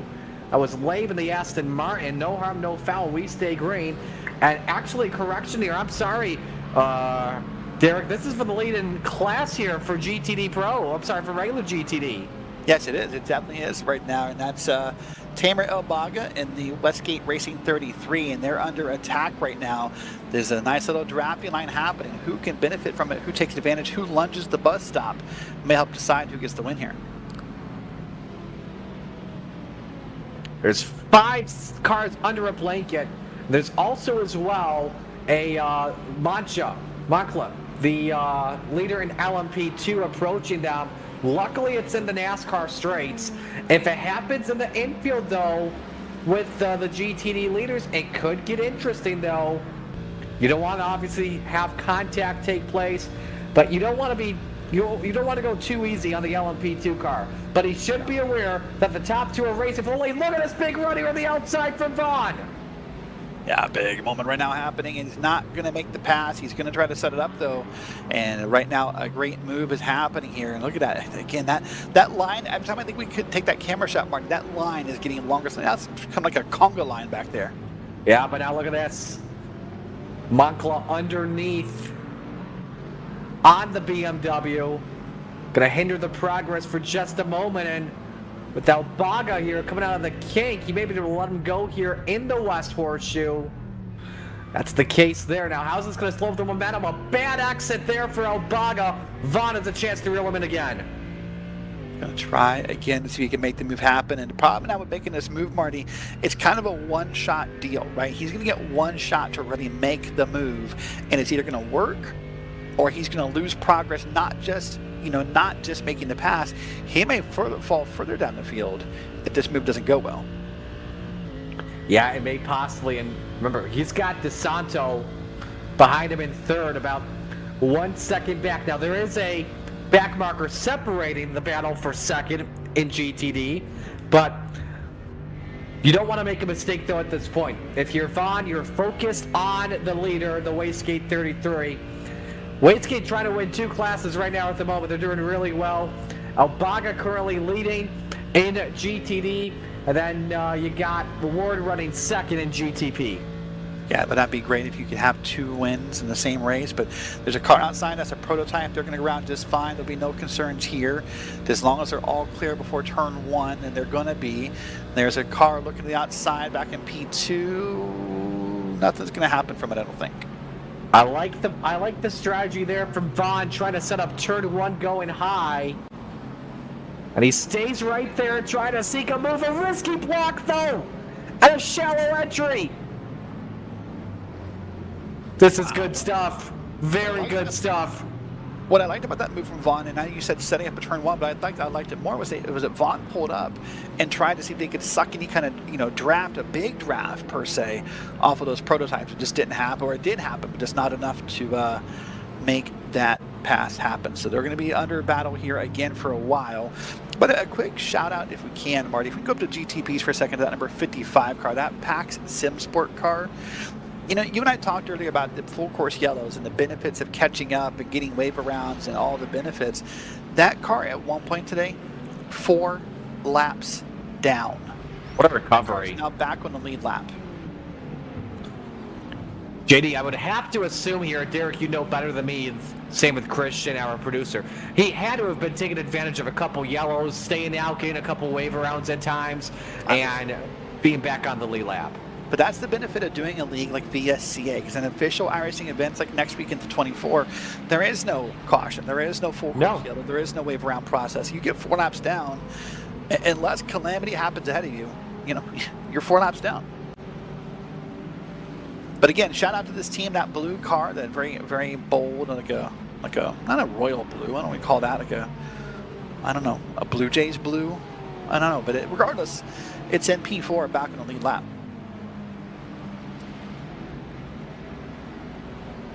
My producer says Toy Story blue. I don't know. That might be right. That looks like petty blue to me. Fair enough. Welcome into Art Coloring Hour on Green Flag TV.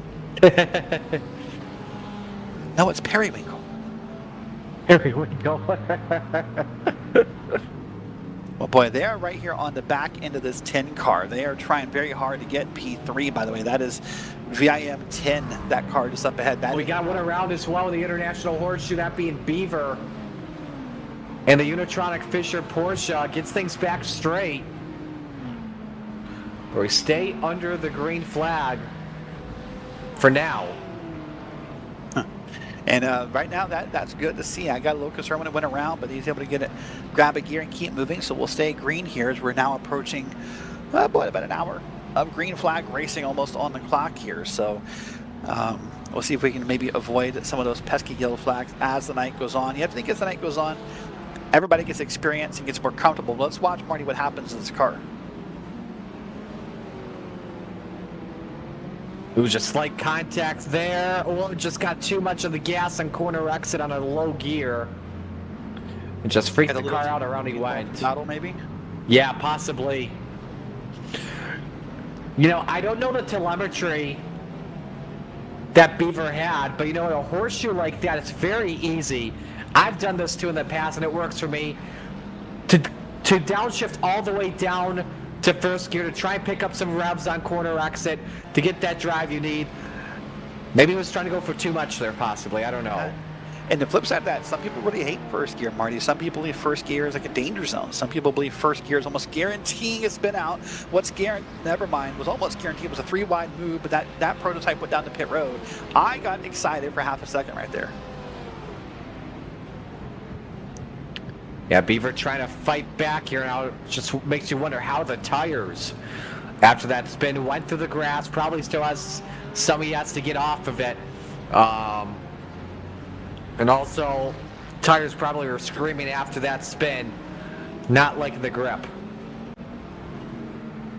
Yeah, let's see. Whoa, look in the back, a little bit of particles of grass being thrown up in the air. Something a little different on that camera shot, but we're still riding along here with this 84 car. We have been for a while.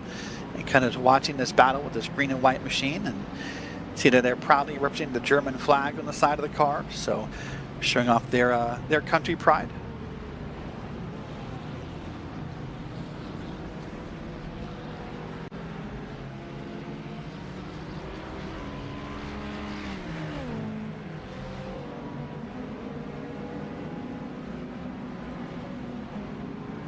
Riding along now with Ryan Huff here. This is the GTM, Marty the 75, and that very colorful blue and white with the red trim on it. Another bright spray. There's TeamSpeak. I didn't know that thing still existed. I mean, not the car. I know they exist, but I'm saying TeamSpeak itself. I thought that was a dead. I feel old. I feel old. Yeah. This was before the. This was before the Discord revolution. Apparently, by the way, I was told earlier, all kidding aside, still exists today in the ARMA community. I guess some features of Discord or of TeamSpeak, such as proximity chat, are still very useful in the ARMA community. So apparently, if you are an ARMA player or if you're get involved in that community, be prepared to go back a number of years and install TeamSpeak. And apparently 5M for GTA Roleplay. Yeah. 5M is nice, but there's nothing though like LSPDFR. Just saying. So I'll tell you this. Christian got it. Here's something that'll confuse you. There's TeamSpeak 3 on their website. Yep. And then the new beta By the way, TeamSpeak 3's been out since like I was like a minor, I think. Not that long, but close enough. The new beta on the website is TeamSpeak 6. So we went from TeamSpeak 3 to TeamSpeak 6. That doesn't make sense. What happened to 4 and 5? I don't. 5, I think 5 did exist for a while in beta. 5 was supposed to be basically a Discord clone. If that makes sense, they were gonna have channels, tech channels, sort of Discord-like, and I think it just never happened. But yeah, the new beta on the website is TeamSpeak 6. So TeamSpeak 4 and TeamSpeak 5 are basically the Windows Vista of our generation. I was gonna say the Windows Me of my generation, but yeah, absolutely. That's a good one too. That's a good one right there, yeah. So right now we're watching here with VSR Competition, and they're right now in P6 in the GT Pro, riding around here in a nice looking paint scheme. You know something I'm kind of jealous of, Marty? I know as the sun comes back up, either for Nolan Rimple and his crew, or maybe for Howie Burrows in the overnight East Coast timestamps, when the sun comes up, those guys are going to get to see all these cool paint schemes. I mean, don't get me wrong, Daytona's pretty well, you know, has a lot of lights to it, so you can see them. But boy, I'm kind of jealous we don't get to see the full effects of all these paint schemes and all these spec mappings. In real life, they reduced the power of the lighting system, the Musco lighting system at Daytona. They put them on emergency mode. So that way the big focus is on the headlights itself. So like you don't really get to see a lot of the scheme, except for the silhouette of the chassis, obviously the number which is in LEDs, and their position that they're in. So that's really all you get to see overnight. Yeah, I think maybe you'll know better. I think the power percentage is 40% of the. I believe so, because I remember in 2011 during a practice for the Clash at Daytona, the entire lighting system went out, but the emergency lighting system stayed on. So like we only got like 40% of the track lit. Yeah, I do kind of remember that clip actually of seeing that happen and reminding that there. Here is Grow Racing Team Blue. By the way, that's Jorge Diaz in the car for the LMP2s, and he's having a nice solid run here. The Jorge is one of the cars in LMP2 that is still on the lead lap. He's getting, unfortunately, close to not being Marty last time by about 1:22 behind the leader. So the fastest LMP2 lap today is a 1:38.5. Last time by, they won 1:39s on average. So he's about 17 seconds from not being on the lead lap. Yeah, Moncla's in the West Horseshoe right now, and Moncla, from what I've been seeing right now, he's just been dominant in that twin turn ride. Lead is at 11 seconds on Brioso. They were battling at 1 point for the lead. Moncla was able to pull away thanks to some traffic, but Moncla is just looking really fast on a good long run.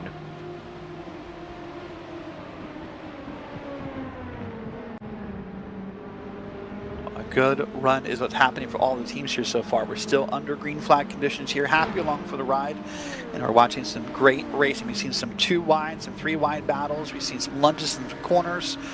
We've seen some moments that we thought maybe we're going to be cautious, but so far we're staying green here. Is now that purple car is getting used as like a, I guess it's like a rolling draft. Man, that purple car is a, I said there's some nice looking cars. That purple car looks hot. That is amazing.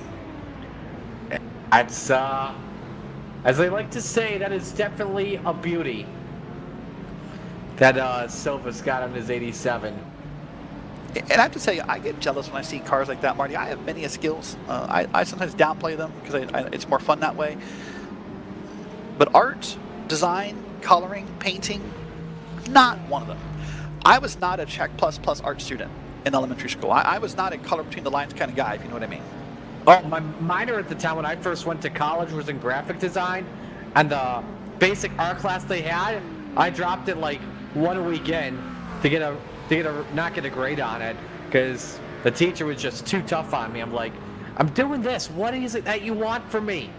And I do it, and you don't get it, and you don't like it.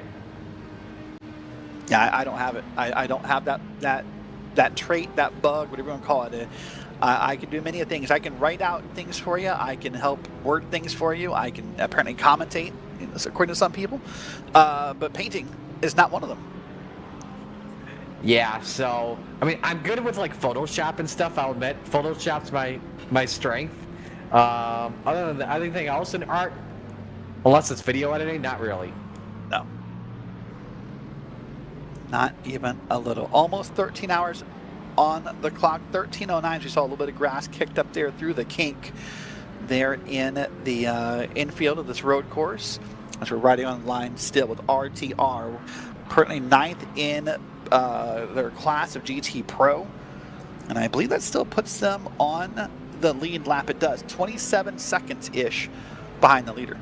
Got a couple prototypes coming on to pit road. Jorge Diaz won in the Grow Racing team, making a stop. JD Daniel also coming in his Porsche.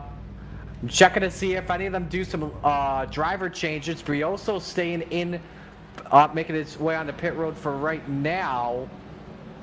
Same with Nico Loikkanen in his BMW. The Porsche Pack Sim Sport team, they are making a change. Alan Paris to get behind the wheel, or Paris, excuse me, to get behind the wheel for the next stint. And same with the Dallara Monarch team. Nuno Ricardo will make his way onto the racetrack in just a couple moments. So it's starting to become pit stop time here for the prototypes. I don't know how long it's going to be until we see the GTs make their way into the pits. You're going to approach the halfway point of this race, Marty. What's going to have to become in focus really soon is your planning ahead. Obviously, you can't plan for the unknown, the full course yellows and the cautions, but you have to start thinking about, how many pit stops do we have left? How do we cut a pit stop off of our cycle? Do we need to save fuel? Do I need to lift through X corner? Do I need to draft more? Am I good on fuel? Because, heck, with as many laps as a prototype does, a GTP does around this track in a 24-hour race, if you could do one extra lap per stint the rest of the night, you could possibly cut a whole pit stop out of your race. Oh, absolutely, without question. You may have a lot of pit stops planned, but by the end, if everyone makes one extra lap, you may have to make one less stop. So Selena Ward making his pit stop from second in the Ferrari. He'll give up the spot to Benke for now. Churchill also coming in his Cadillac. We'll see who they put in exchange of Ward, or if Ward decides to do a double stint. And I think for most drivers, that is probably the minimum, right? Most drivers want to at least double stint a race. Very rarely do you ever talk to a driver who wants a single stint in endurance? Because usually just about the time, especially in a prototype, about the time you start to find your rhythm, your stint's over. That's just kind of your warm-up, right? That's just kind of like doing your little aerobics or calisthenics when you go to the gym. Typically, most drivers want to double, triple, heck, some even want to quad stint a car. Now, the GT3s are different. Those are 1 hour stints. Typically, a triple's the most you'll hear a GT3 driver want to do. So taking a look here in the Albrecht Cadillac, Mike Stanicki to move in. The LMP2 lead. Watch the LMP2 battle pretty closely here. Actually, as I say that won't be the case. Scarlett DeMarco coming in from second. They just put in the twin-turn ride. Renee Stalcinos in the number 23. He'll stay in the race lead, and now we'll see Vitor Diaz in the BMW make his way into the pits after a successful stint. Remember, he took advantage of the lap traffic earlier on, that heavy GT traffic, to take the race lead. And now we'll just have to see who's got the better stop here and see if anyone comes in for Diaz. Yeah, we'll wait and see. Right now we're running on board with the third place car, the 44, in the GTD Pro. And we're going to come down here through the Le Mans chicane, or the bus stop, if you will. And Marty, I have to tell you that when we come to the real life 24, which is now about, I guess, a week away from today, come to think of it. Or no, 2 weeks from today, pardon me. Yeah, let's get to the Chili Bowl first. Yeah, sorry. Well, so that whole back straight where there's no grass anymore, I will be stunned if there's not some kind of sponsorship on that pavement. I'm just saying out loud that is prime real estate for somebody. Absolutely, and I hope you just didn't tell the people at Prime to put a sponsorship on that. Maybe Prime Video. Prime Video would be nice. I was thinking of the Prime drink. So, yeah, all right, so they'll keep Vitor Diaz in for a double. Ward will move up to second here. Benke also going to do a double here. He's out with a slower pit stop of 40 seconds. Ward with the best stop was able to cut the gap down to 10.3 or so. But Vitor Diaz on colder tires for it. It'll take about a lap or so to warm up, and now he's in the GT traffic here. The first driver he's approaching is Mayer in the Porsche. There's near contact in the horseshoe there. Did he maybe get spooked? That car just sort of slid out. Oh, there's a car. May behind. have possibly. Okay. That's what happened. There was a car behind. We couldn't tell from that car camera. That's maybe why he got spooked. I thought he got spooked by the car up ahead, but no, now I see that there was a prototype behind who was probably being a little impatient. That was our overall leader. That was Diaz. So, got a challenge here for third coming up as well in this class in a moment. Paris approaching Benke. Now, Benke on fresher tires, but his tires still have to warm up. They're in the heavy traffic. Watch this 55 Porsche closely. They say, oh, look out, Benke sideways. Benke goes around from third in class. Boy, that part of the track right there in the bus stop, that is, just in the past, what hour you've been here, that's claimed, what, 3 victims? It's so easy to hit the gas early in there because you're approaching one of the longest straights at Daytona. You want to get on the throttle, put that foot to the floorboard very quickly, but in these GTP cars you simply just can't, or that back end's going to go sideways. Watch Benke here coming off of the infield. Cold tires, also a factor in that too. Factor in that as well. You know what, while we're watching all that, I do want to say there's also an amazing battle happening for GTM.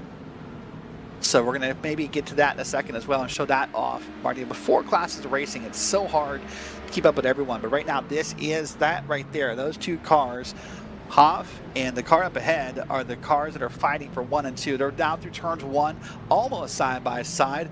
And now they got some faster cars behind. This could pose a problem. Let's see who benefits or who doesn't. There's a pass attempted on the outside of the horseshoe. They're going to come through here, Marty, and they're both fighting as hard as they can. Yeah, this is a great race between Hoff and Vaughn for the race lead. And again, this GTD class has been super exciting since the restart. Got to let that prototype go. Big run to the outside.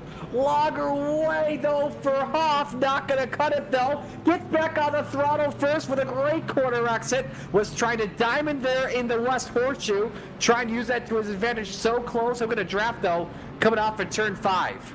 Doing a great job in that draft is what he's doing. So a good solid battle happening here in GTM. They're not done. The prototype's going to go to the outside.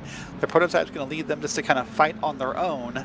Now, if you're that lead GTM car, you're kind of hoping that prototype pulls down and gives you that little bit of a sniff of a draft. But now down the back straight, that second place car is going to try it here, Marty. Does he lunge the bus stop? He's going to set this up for the exit. Watch this. Oh, not quite there. Yeah, messed up that chicane in the center. We'll just have to try and reel him back in, go into turn number 1. But longest straightaway right here. Longest you have that throttle put down. And look at that gap cut down to a half a car length or so. The race is off for the lead in GTD. And here it comes down the front straight. And again, that car is committed in second place to pull into the outside every time. He wants to have the outside run. It feels like he knows that leader's going to defend against sides. Up to the outside he goes. Down through turn 1. He's going to try to squeeze him in. Nope, got a little wide there. And the over-under, though. Almost thought he was going to go for it there, but I did too. Out in that left part of the racetrack. You just cannot go for the pass there one bit. I thought he was going to try the over-under heading into turn 1. That was what I was waiting for. I was waiting for him to kind of dig it, lunge it into the bottom of turn 1, but luckily he did not, and they'll stay racing here.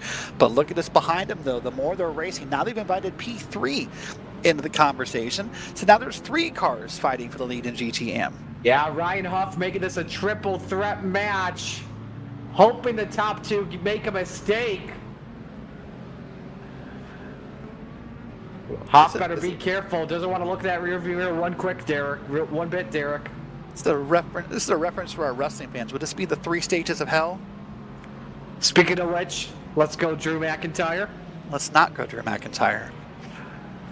Hey, I had my Cody Rhodes shirt on yesterday, but Drew had to win that match. Fair enough. Well, right now, a good old wrestling match, a brawl, a false count anywhere affair is going on right now because they're still trying to make that pass happen. He's still trying it. Oh, I thought he almost bump drafted him into the bus stop, Marty. I thought for a moment that Vaughn was about to get yeeted there into the mob chicane.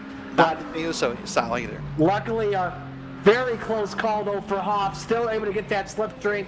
But luckily, though, because he was out braking, well, look, this is a great move to try and get that slipstream off the prototype for a half second. They're still going to be side by side. Oh boy, this is going to get dangerous, Marty. That outside line, how hard are you going to try to ride it? How close is he going to squeeze? When is he going to brake? All questions. He's going to try and outbrake him right here.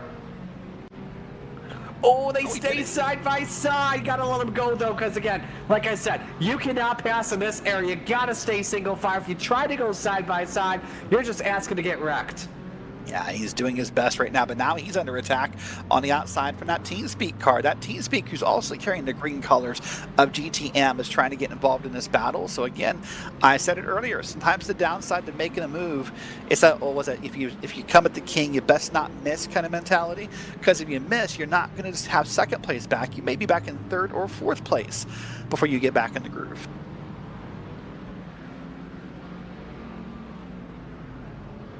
Against that, Vaughn has actually been able to pull away a couple car lengths, and I don't even think that Hoff's going to get one bit of a slipstream. The gap at 0.8 of a second behind the leader, so that's huge.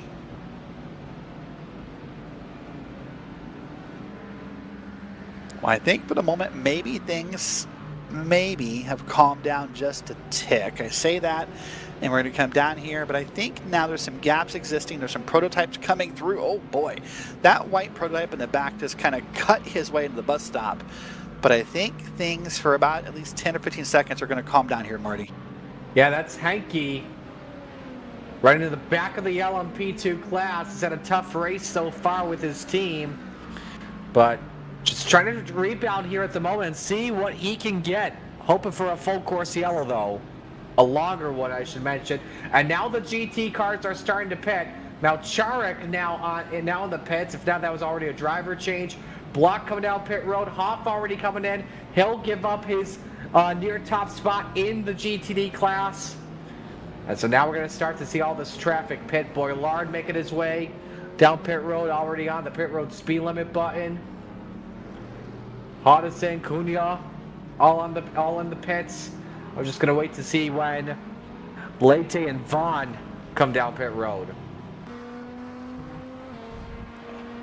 He's beginning now to kind of have some gaps. We're right on board with the LMP2 here. This is Francisco Silva with the RTR machine right behind that other prototype. And I think for a lot of fans who are watching, Marty, the hardest thing to do in endurance racing is visually to tell the difference between the LMP2s and the GTPs. There are differences, but maybe comparing the prototypes to a GT3 versus prototype versus prototype, it's a little harder to pick out the differences in the two cars if you don't know what you're looking for.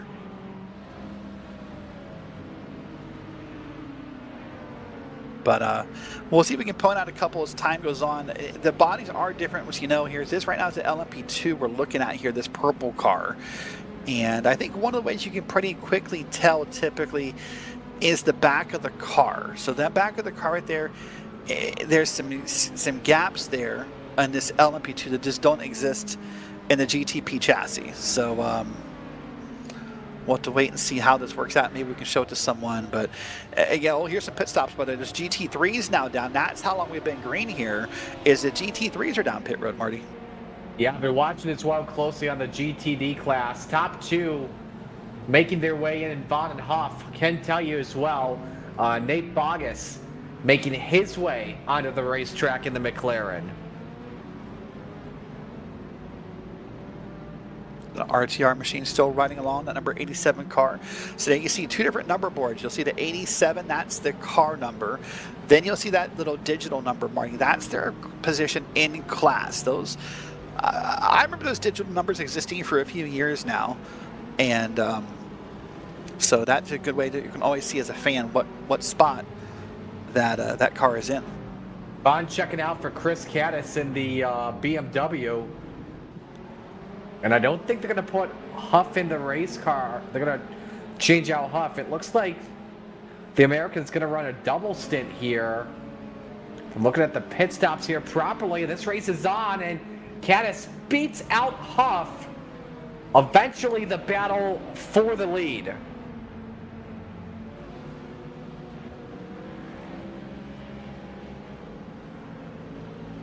So now I'm wondering here, can Huff get back into this rhythm? Chris Caddis starting off here at 100% energy and momentum, all ready to go. Maybe could open up a gap here possibly on Huff. Yeah, possibly could open that gap. You're right. We'll see what happens as time goes on and how he can use that. But I think right now, as we're watching this battle, Marty, we're watching a few different battles. And again, look at that ticker on the left side of your screen. I mean, we got a couple with some big gaps. We got about 1.5 seconds for GTPs. You got, now things kind of opened up though for the moment as pit stops are going on here. So we'll get back to that ticker in a second, but nothing is out of reach for a lot of drivers right now. But let's now check in with the driver from the car number 912. That's the Frida Sport, and it's the driver out of Rockwood, Ontario, Canada. We're going to welcome in Logan Geisbrecht into the Green Flag TV broadcast booth. Logan, first of all, I hope I got that right. Close. No one ever gets it right. It's Giesbrecht, but it's hard to pronounce because it's changed over the years. Fair enough. Well, first off, welcome into the broadcast booth with the 912. How is your day going and how's the race going? Well, generally, it could be going a lot worse. We've been minimizing our incidents on track with other people and incidents, track limits, penalties. Unfortunately, it being a Porsche, I got a little too confident in the kink and hit the wall, but car's fine now, and obviously with the safety cars that we've been getting, we're still in it for a good finish, so that's really all that matters. Well, you mentioned earlier maybe getting a little too into the kink earlier. Is it just being on the gas too long? Was it just a little too hard in the steering? What do you think happened to cause that car to spin out there that brought out our last yellow? Well, it was mostly just being on the gas too long, and I was a little bit kind of, my line is a little bit narrow into the kink as well. It's my worst corner on the track, so yeah. When I hit the wall, thankfully I was able to angle it, so I didn't hit it square in the back, but yeah, it screwed the half shaft, so I had to stop on the track, and that caused a safety car. Well, it's still lots of racing left to go. I think we're still just under 13 hours now of racing left on the clock here. When's the next time you get in the car? I believe it'll be about 3 a.m. Eastern Standard Time, so that's fun. So what, 6 hours from now, roughly? About 6 hours, yeah. All right. So talk to me a little bit about this race. I mean, right now, we kind of hinted at the yellows. We're, I think, at 13 for the day so far, as we're now a good number of hours into this race. How does that affect you guys as a team? How does it affect your planning? How does it affect your scheduling? Did you guys anticipate that many? What does that look like for you? Well, first of all, first of all, the guys that I'm racing with on Frida Sport, we all come from our own team, so we already know each other and we know how we work. So we're racing under the Frida banner, and we've never been in an endurance league with safety cars, so we certainly didn't plan for it. I'll say the stint plan has already gone in the garbage. It went in the garbage lap one, basically. It is completely skewed. I was supposed to be in the car at 1, I'm getting in the car at 3, so yeah. Safety cars definitely, especially the long safety cars. I don't even think we've really had a short safety car. The long safety cars take 20 minutes, so I mean it completely skews your stint plan, but it is fun. It's a good challenge. Logan, let me ask this. I know you were just talking about the kink. I know in years past with the GT3 cars, it's pretty easy to go full throttle. What do you feel, and maybe not just the setup, but maybe in the iRacing sim itself, what do you think has changed in that situation? Could it be the tires possibly? Could it be the way the car drives, or what do you feel has changed? I think it's certainly for one, most importantly, the tire model, but also we run the Porsche, and it being a rear-engine car, I know I watched the bit on the broadcast, because there's so much weight on the back. Normally in a mid-engine car or front-engine car, you'd be able to save that, but when I got maybe 35 degrees sideways, it's just lock it down, because the rear end effectively becomes a pendulum. And I know in years past it's been a little bit different, but with these recent physics changes in the GT3s and the tire physics changes, it was just impossible. Once it goes around, you're along for the ride. I can't really speak for other GT3 cars, but for the Porsche especially, so much weight on the back, so much downforce on the back that it just becomes a pendulum. And honestly, I feel extremely lucky that I only hit the right rear. Derek? Well, I guess I'll end by asking you this: What's your outlook for the rest of this race? What's the plan? It's just kind of riding along. Are you trying to maybe save some laps to cut a pit stop out? What's left for your team here at Freedom Motorsport? We just really have to keep our mentalities in check and never give up, and that's really what endurance racing is. It's why I enjoy it so much. Coming from more of like a shorter race sort of thing, I didn't really do endurance racing until last year, so I'm definitely enjoying this. You know, you get into the mentality and you just can't let anything affect you. And yeah, I love this and really happy to have found VSCA. I feel like it's going to be a good home for me in the future. Awesome. Anyone you want to say hello to or give a shout out to? Hello, Tane. Hello, Diego. There you go. Well, listen, Logan, it's been a pleasure talking to you. Thank you for your time, and I'm sure we'll talk to you maybe in the winner's circle later. Who knows? Hopefully, it's gonna take a miracle, but they can happen in 12 hours. All right, that was Logan. We'll thank him for stopping by. And Marty, during that moment of the interview, there was a couple of tight moments on track. Yeah, I was taking a look at something here. Ryan had to let Caddis go here because of a time penalty. And so because of that, Huff back out in front here for right now at the moment. The gap at 1.7 seconds. That's the big change we see here in GTD. Other than that, I'm not seeing really too much at the moment. There is a race for third, though, in the GTD Pro class between Carrera and Johnston, side by side through the kink. Risky there from Johnston. Oh, man, I thought he caught the grass there for a moment. But Johnston moves up to third.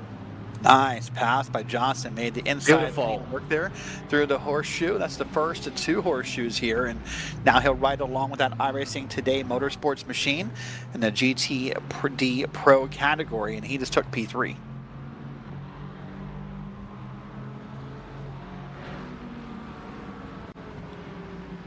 Well, here we are now riding along. Happy you're with us here on Green Flag TV. Thank you so much for hanging out here.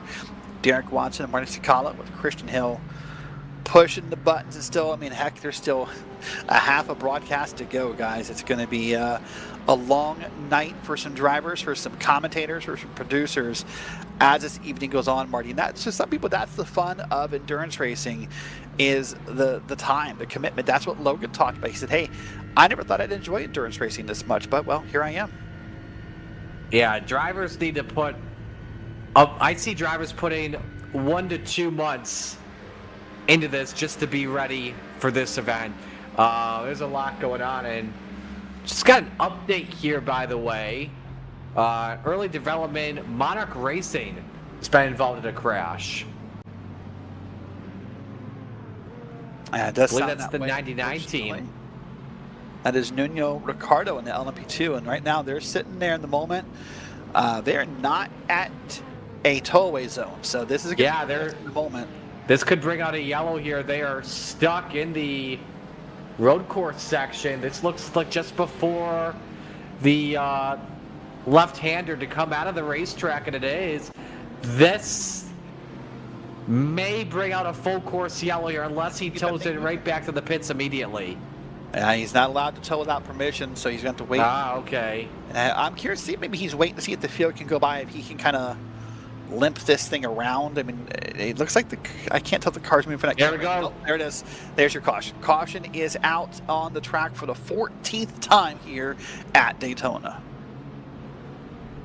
So we'll wait and see. Maybe we'll back up the replay machines, Marty, and find the moment of contact, whether it be him spinning around.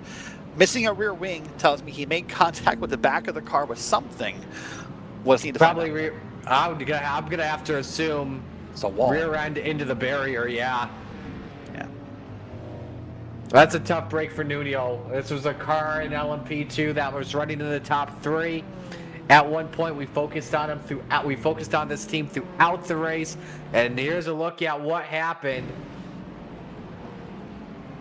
Oh, just a lot of traffic. Just didn't have a lot of room. It got held up all the... No. Maybe got a little too eager on the gas through the inside of that corner and kind of got locked with another car and a run around. He went across the front bumper and ate that wall. Watch a different angle here. What's going to happen? It's going to come through the inside of that corner. It's going to get hooked up with his GT3, come across his front bumper.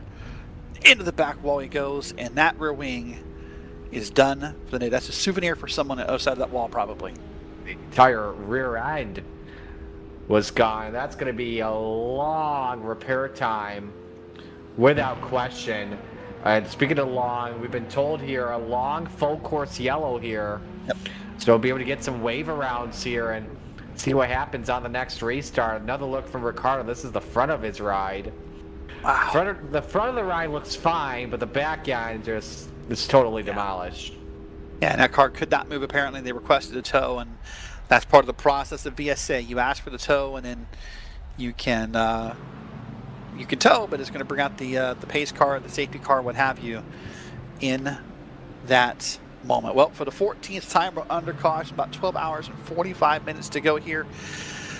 I can take a breath for a second and kind of relax and let things happen. While we're doing that, let's welcome in Samuel Hoff. He is the team manager for the Superstar Racing team. Now, I have to tell you, Marty, as an Ohio native, I'm not sure I'm allowed to do this interview. I just saw Samuel says in his bio he's from Clarkston, Michigan. I'm not sure this is going to go okay, but Samuel, regardless, welcome into the booth. Hello, how you guys doing? Doing well. How are you? Oh, a little tired, but got that car driving well, so that's good.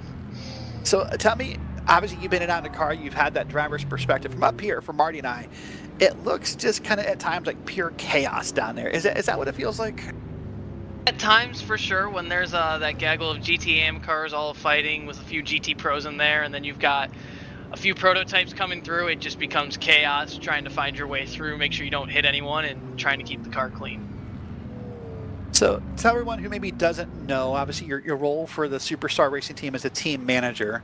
Walk people through what a team manager does. So yeah, as a team manager, my goal is to organize 2 cars here with the 17 and the 4 car. Sadly, the 4 cars had a rough night. But anyways, it's to organize the 2 teams, get their drivers ready, plan stints, plan times for drivers to be spotting and be awake with one another to make sure we don't have anyone falling asleep throughout the night. And being ready and having my drivers prepared for anything and everything, whether it's rulebook related or driver related. So how hard is that to manage that along with your own driving duties? It can be pretty difficult, mainly because we're all adults over here and, life gets in the way sometimes. So, like Nate, who's in the car now, had a party today, and then he's got his daughter's birthday tomorrow. So he's got certain times he has to be in the car and out of the car, so we make sure we're trying to accommodate to him as well. Geez, Nate, what's more important, your daughter's birthday or winning a 24? You gotta make priorities in life. Exactly, that's what I said. Yeah, I've had those conversations before. I know exactly how those go. Well, here we are under safety car yet again, about a little more than half a race left. What is your predictions or anticipations for the next 12 hours? A lot more yellow and a lot more chaos to come. I told my drivers, and Dylan, Thomas, and Nate, if you guys can give me a car at the final stint, I'll try and put it on the podium or the top step after how that last stint went from 3 laps down to battling for the lead right before pitting there, as you guys saw on the broadcast. Yeah, that must feel good indeed. Marty, any questions for Samuel? Well, Samuel, I hate to do this. By the way, if you're wondering on the football side, Samuel, I hate to do this. I just stalked on your Facebook page. He's a Lions fan, so I don't know if he's a fan of that other team.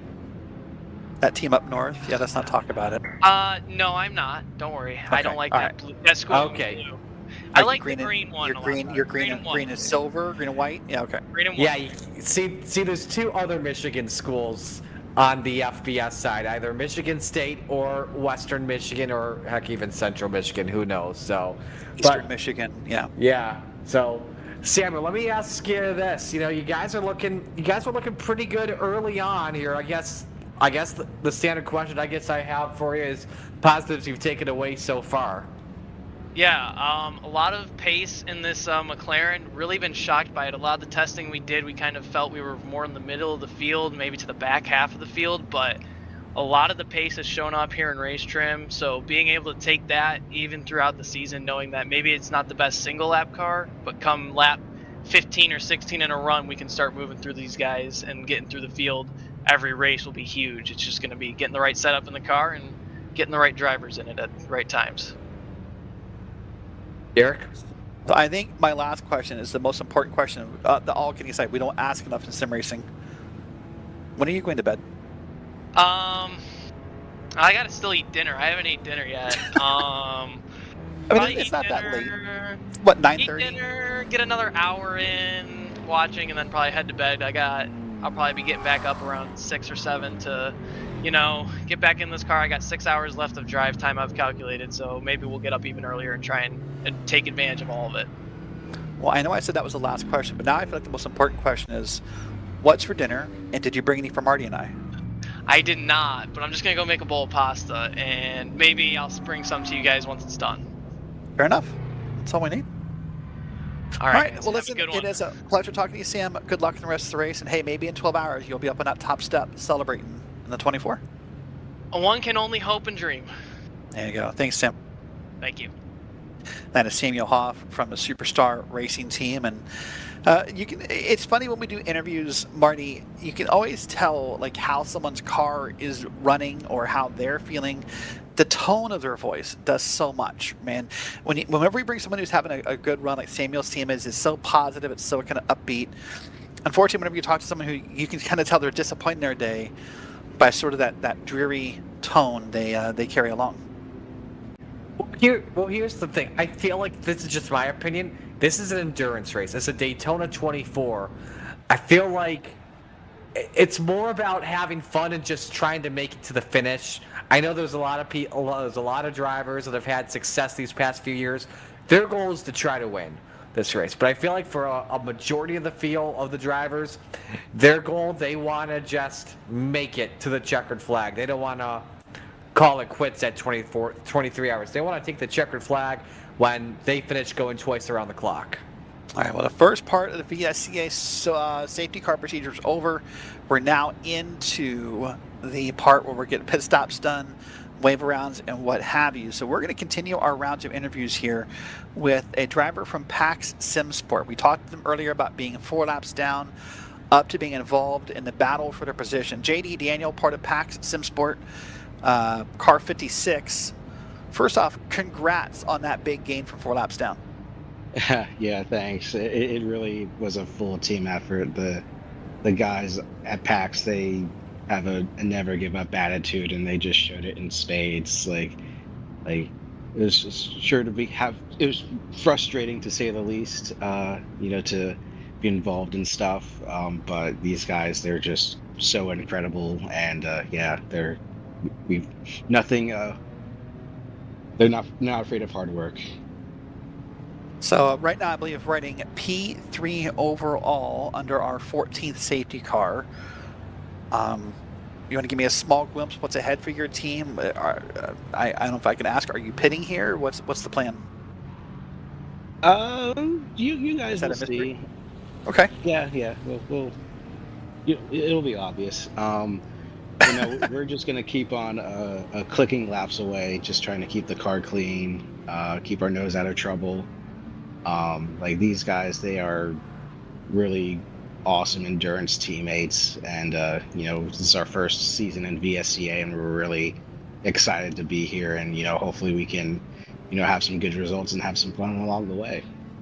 So tell everybody what PAX SimSport is. What is it about? How did you guys find each other? What does it represent? What is PAX SimSport?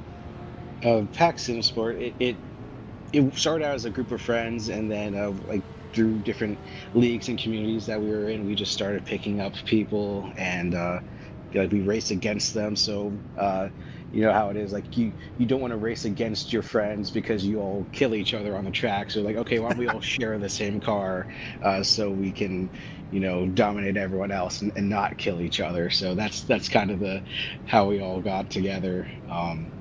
What does the PAX name mean?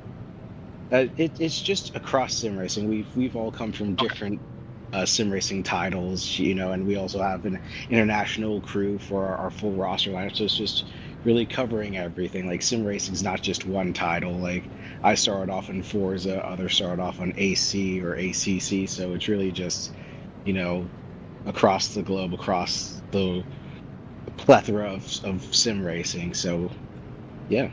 So I have a question for you. I'm not sure if you ever did this. I've heard in Forza, obviously Forza, as far as I know, does not have any kind of native endurance support. It does not. But I've heard of groups in Forza doing endurance racing, and they do like spreadsheets, and like you don't know what spot you're in for like a few days. Is that true? No, they actually have it pretty down packed. You know pretty much where you are like within like a couple hours. The group that I did it with was Tora, and they did 2-hour sections for each part of the race, and they had spreadsheets for where each car finished and how much distance each car traveled, so they're able to keep pretty up to date on everything that was going on. Gotcha. All right. Well, listen, it's a pleasure talking to you. First off, anyone you want to give a shout out to or say hello to? Yeah, first of all, like, thanks to my family for indulging the sim racing hobby that we all love and share. Thanks to all the guys at PAX, their never give up attitude and positive attitude. They pick me up when I get down, and vice versa. It's just really blessed to be with such an amazing community. And also thanks to you guys. Like, your broadcasts are freaking awesome. You guys are killing it. Like, thank you. Props to you guys. So thank you. And also obviously the admins for throwing all this together, doing all the admin work. It's a thankless job, and look at how big this event is. I agree. Well, thank you for the compliment. Last question I asked the same time as the last interview, because it's an important sim racing question. When are you going to bed? I'm actually going to bed right after this interview. Oh, sweet. Okay. My next alarm is scheduled for 2 a.m. Eastern. Oh. So we'll see how it goes. Oh, good luck with that. Yeah, thanks. All right, JD. Well, listen, it's a pleasure talking, and thank you for your time, and we'll talk to you later. Yeah, thank you guys. Y'all have a good one.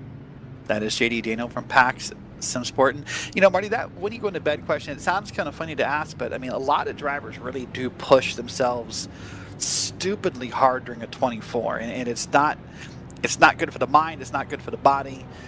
It's not good for you if you're in the car later. Everybody needs sleep. I know it's an unpopular opinion in endurance racing, but everybody needs sleep. Yeah, I've been up since 5 a.m. this morning because I had to do the early news shift at the radio station where I work during the day. So I've been up since 5 a.m. and probably once I wrap up my time here tonight, I'm probably going to bed. That makes sense. I could appreciate it. And yes, I know the two main people of this network aren't here, but they're going to need an army to wake me up. Oh, no, we're not. You told us in advance when you want to be in bed, and we planned around it. And he's going to argue later when he gets on the microphone. But even our head, Nolan Rempel, is going to sleep at some point. He said he's probably sleep texting right now or sleep eating. He said I can argue right now.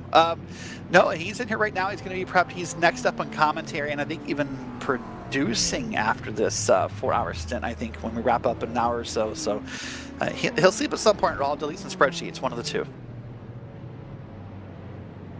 And he does not make a spreadsheet, so he needs to be careful about that. I can't make a spreadsheet either, so.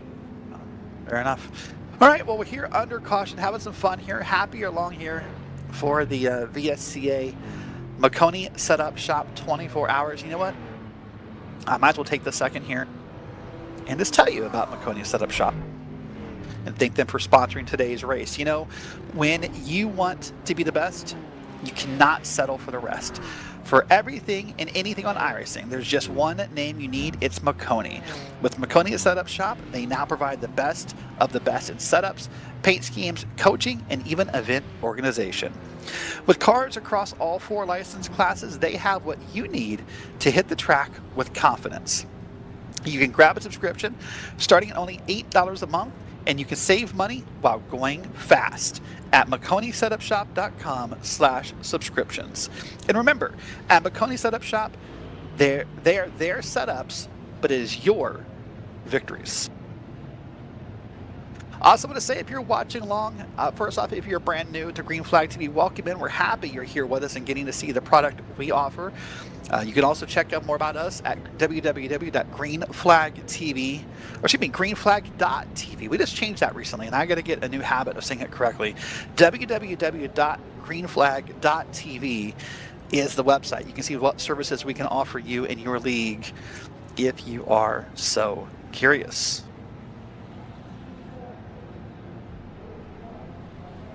All right, well, lots have happened here. Marty, go ahead. Yeah, approaching halfway in this race. Nerves maybe starting to go up. Now you know you're completely around the clock once. Now you just got to do it again another time and see what happens. If you're not in the best race right now, gives you a chance to reset and think, hey, we got a whole half to go. Let's catch back up. Hope for some more yellows to break out and try and get back into it. Yeah, I think that's a very fair comment. Lots of stuff still to happen here under this safety car procedure. So we're going to hang out a little more, have some fun. I think in a moment that we might step aside and hit a small commercial break. You won't miss anything. We're going to go into commercial. We'll give about 2 minutes for commercial break and be back with you before anything happens here of relevance. Once again, Marty Sakala, Christian Hill, Derek Watson with you here on Green Flag TV. We'll be back in just a moment.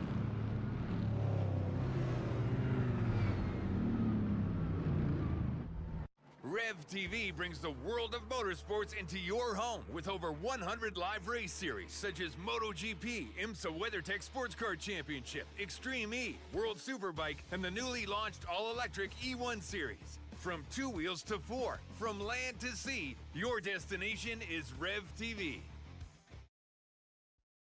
Racing isn't easy, but experiencing it is.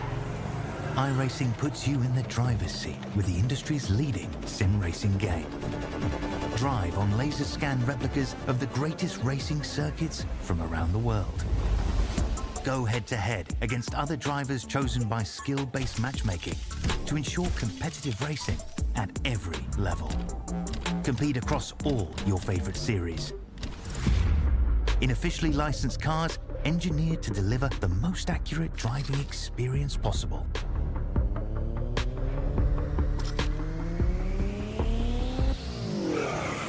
Join a race or host your own with players from across the globe. Race against the computer or in a league with friends. Feel the thrill behind the wheel. Visit iRacing.com.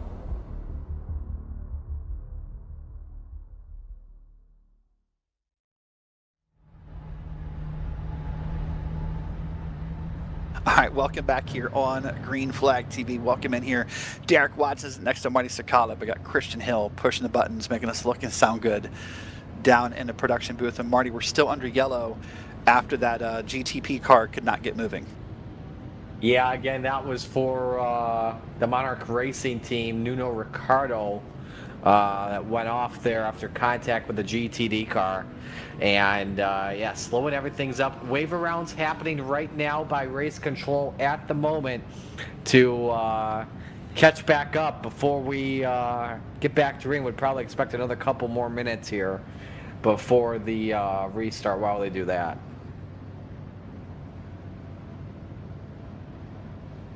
Well, you know, I know we talked about earlier, we can also talk a little bit about what's upcoming in the next few days here on Green Flag TV. I know we're seeing lots of new viewers today, lots of new subscribers to the channel. So let me tell you what's upcoming and some of the things to look out for in the next 7 to 10 days on the channel. You know, we're broadcast over 19 leagues a month right now, Marty. We're packed full of racing action. So tomorrow, just after this 24 ends, about an hour and a half afterwards, Nolan Rimple and Howie Burrows will take the GR86s with Pace over to Watkins Glen International. They'll race there. Tomorrow night, Nolan's back again with Justin Prince, who started this broadcast for the High Tide Racing League at Pocono Raceway. Talk about long pace laps. That might equal what we're doing here. On Tuesday night, the OMSRL debuts their new season at the Daytona International Raceway. On Wednesday night, it's the Beer League. They'll have a mystery track that you'll find out when the broadcast begins. On Friday, the Zero Torque Racing League will be at the Nashville Super Speedway. On Saturday, the Sim Racing Association kicks off their IEL Truck Series at the Daytona International Raceway. And then next Tuesday, a brand new league debuts on Green Flag TV, Aspire. Now, that's another IMSA-style league, Marty. It's GTPs and GT3s only, as they will also be at the Daytona Road Course. So no matter what kind of racing you want to watch, oval or road, heck, almost every day of the week when we're at full bore, there's some kind of racing to be found on Green Flag TV. I'm a big fan of that beer league series, man. It's so cool. You just don't know the track you're gonna be at. It's a random draw. You just never know. Heck, it could be a crazy track like you put them on a jumpy track. They did that. They took the Pro 2 lights around last season a couple times. They took them to, I think the Hockenheim Ring might have been one of the tracks. I forget. I know I watched them, but we have 2 Mystery League tracks in the wintertime. We have Beer League, and then Premier Sim Racing has it as well. They've been doing some mystery tracks. In fact, Marty, last week, Premier Sim Racing, they took the new FIA cross cars over to the Phoenix Rallycross circuit. That was fun.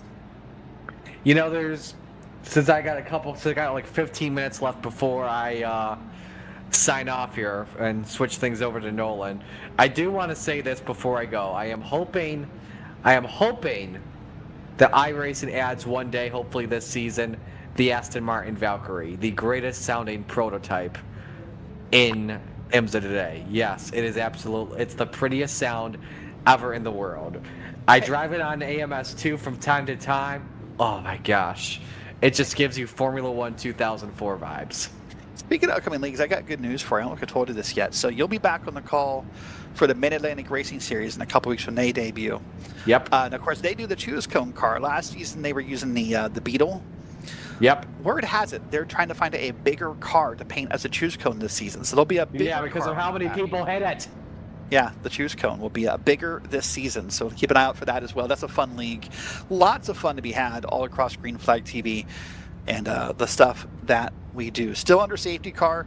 As Marty said, we're hopefully beginning to wrap it up here. We're letting some wave-bys happen. I think the pit stops have already happened as we're now looking here at Albrecht Motorsports. They're back in P3 with Steinke in the car here as they're all just kind of riding around here, just about to pass about 12 hours on the clock.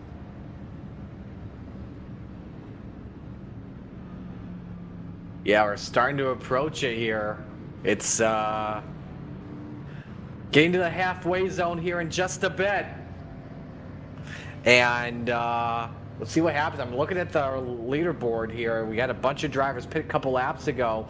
You know, we just had the PAX team, PAX Sim Sport manager in moments ago, and Alan Paris will be out in front here on this restart for GTP. Behind them, we got Francisco Silva, the leader in LMP2. GTB will be Nicolas Soleil in the two-lemmer tree team in their McLaren. Then GTD Pro will be Scott McGarvey in the AMG.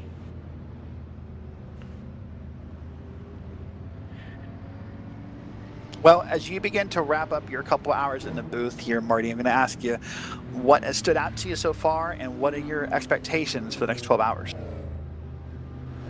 I think what stood out to me is, you know, the full course racing has just made racing a lot exciting, a lot more exciting than, you know, you typically see on iRacing. I think what I could expect in the second half, maybe a little bit more patience, I guess you could say, from time to time. But I mean, you just don't know in sports car racing. Sometimes asking a race car to be patient is like asking a dog not to bark. That's not always going to happen here. Well, let's get one more interview in before we go back to Green Flag Racing. Let's welcome in the competitor from Twin Turn SR, from the driver from Louisiana, and Lucas Moncia. Lucas, welcome into the Green Flag TV broadcast booth. Hey, how's it going? That's Y'all going doing great. all right? Yeah, we're doing great. How's it going then for your team there for Twin Turn? It's good. It's good. Looks like we're down in P2, but I think effectively P1 on strategy, if I'm not mistaken. Yeah, start of the race was kind of frustrating. Started the race for us, and I think I got a total of 7 laps of green flag. Racing with all the yellows, but hey, I mean, I guess that's endurance racing for you. But it was nice to get back in the car, and I had a little fun in traffic. I was able to get I think a 15-second gap to P2 before handing it off to Renee. I don't think he got quite as lucky in traffic as I did, but I think we're in a good position for sure.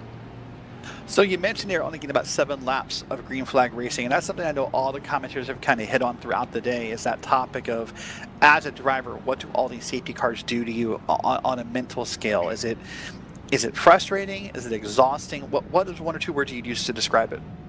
Both what you said, exhausting and frustrating, because my double stint, which should have been an hour and 20 minutes, turned into 2.5 hours of mostly running behind a safety car. So, and it's one thing to be, kind of in the zone, locked in and racing, and it's another thing to, just be aimlessly driving around. Feels like it takes way longer. But yeah, I mean, it's it is what it is. Like I said, we're still in a good position. A lot of competitors have been very unlucky and can't say the same for themselves. So hope the good luck continues for us. So you said right now you're P2, obviously in the LMP2 class in the 23 car, and you feel as though based upon strategy you're probably P1. Is that just from how you've estimated pit stops to go the rest of the race? Yeah, I think we've been way better on fuel than the competitors. Obviously, without all the yellow flags, that fuel strategy would get larger and larger.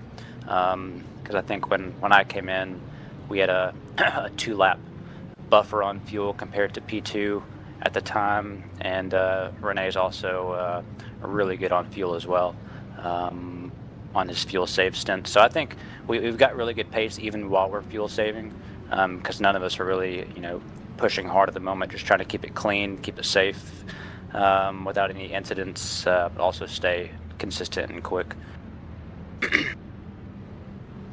Marty? Yeah, I know you mentioned as well here, Lucas, that the strategy, you guys feel like you're in P1. Just had phenomenal speed as well in your last stint. What do you feel has been working better compared to your competitors? Is it just weaving through traffic? Is it just a setup that's meant for the long run like you just had? What's working out? Our setup's pretty good on fuel and really good in a straight line on speed, so kind of hard to overtake even when someone gets a run on us. And like I said before, we're able to give get that fuel buffer to our competitors, while still having good pace at the same time. RTR, who's in first, they've showed great pace. Obviously, they hold the fastest lap of the race so far, so they've shown to be quick. So we'll see. But I think we're still looking to be in a pretty good spot here. Derek? I think we're about good. Lucas, listen, I appreciate you stopping by. I have a couple last questions. First off, who do you want to give a shout out to or thank you to? My teammates, they've all done a really good job. Dominic, Victor, Ryan is yet to go in, but he will. Renee, they've all done a fantastic job. So yeah. Cool. And we've asked this question to the past few interviews. I think it's an important question for sim racing. When are you going to bed? It's still a question mark. That's the answer I've been waiting for, by the way. Sure. That's the answer I've been waiting for. Yeah. So maybe not. So we'll see. All right. Well, listen, it was a pleasure talking to you. Good luck to you guys out in the LMP2 category. And maybe in about 12 hours from now, you'll be celebrating a victory in the 24. Yeah, hope so. Thanks, guys. That is Lucas there, and from the twin turn team there, Marty. And that's the answer I've been waiting for, by the way, is maybe I'm not going to bed. That seems to be the mentality of a lot of endurance racers. Hey, sometimes you'll stay up for the entire 24. Hey, whenever I watch TV, I'll try and stay up as late as possible with Peacock on the TV and just sleep in the next morning with a couple hours left to go. Fair enough. There you go. Well, we are beginning the wave around process. We can hear in our ears some of the instructions being given by race control to get drivers in the correct line. What happens here is that they're going to put everybody in line by class. And actually, we got an explanation earlier about all the yellows. 1 second, I'll try to find it. I'll read it verbatim here. I got lost in a whole bunch of hockey talk amongst the staff, so give me a second here. Go Sabres, by the way. Apparently I said something sacrilegious. 13 of the last 14. Whoop, whoop. So the way the full course yellows are designed are for people to get back into the race with the full course yellows. The third wave by gives anyone a lap down a wave by. So every full course yellow, if you are a lap down, you will get a lap back. So over the course of the race, with the full course yellows, you'll be able to be back on the lead lap, hopefully. In previous years, there's been some teams who are 3, 4, or 5 laps down to come back and be in the podium or win. So that came from Kyle Burney. He left that explanation for us after his interview to kind of explain to us how that works. So yeah, apparently I upset the crew earlier right when we went to commercial. I might have said hockey is not a real sport, and the peasants revolted inside the staff chat. You have no idea what happened. It wasn't pretty. Yeah, it was. We'll just say the least. It's basically the equivalent of a 5-on-3 in hockey. It was like it's trying to get people to decide what to order for dinner, and how they all came together to argue one point. It was kind of impressive. It was kind of a team bonding moment for Green Flag TV, if you don't mind. All right, well, speaking of bonding moments, we're hoping not to have any cars get bonded together and make contact once this happens. I'd love to see a long run, Marty. I think our longest run so far of a Green Flag is only a couple hours without a safety car involved. How great it would be if we could get through a long stint, a couple set to pit stops before our next full course yellow. Well, we'll see. I mean, I'm glad to see that, we had basically everyone have a pit stop under the Green Flag. So I hope we have that again. Short runs aren't. Not a lot of people love short runs for tender tape because they want to go racing. Yeah, I would agree. All right, well, you know what? Let's do this now. I think we're probably at a point where we go yellow. We're going to make the commentator swap. And Marty, again, you've done great. Thank you for your time. We'll see you soon on Green Flag TV. Any last thoughts? May the best teams win. I guess you could say that the least. It's been fun. It's been fun to watch these 2 hours, and I can't wait to see the results once the clock goes around the circle again.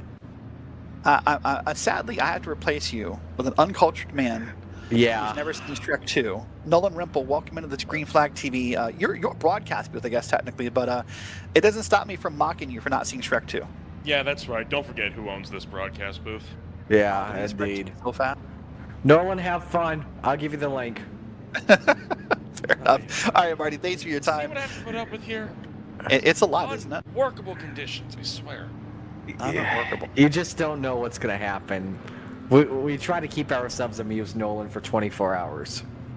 I had to do this when I was the sole producer of the 2024 race. I understand the pain. Let me tell you what. 3 a.m. room temperature Pizza Hut just hits different when it's been sitting there for 14 hours. Yeah. So, all right, you guys have fun, all right? Enjoy the race. Thanks, Marty. See you guys. All right, Nolan, well, here we are, about 12 hours to go, 12 hours and I think 11 minutes on the clock here. We're getting pretty close to our next restart here after being, I think, now our 14th full course yellow of the day. What do you anticipate on this restart?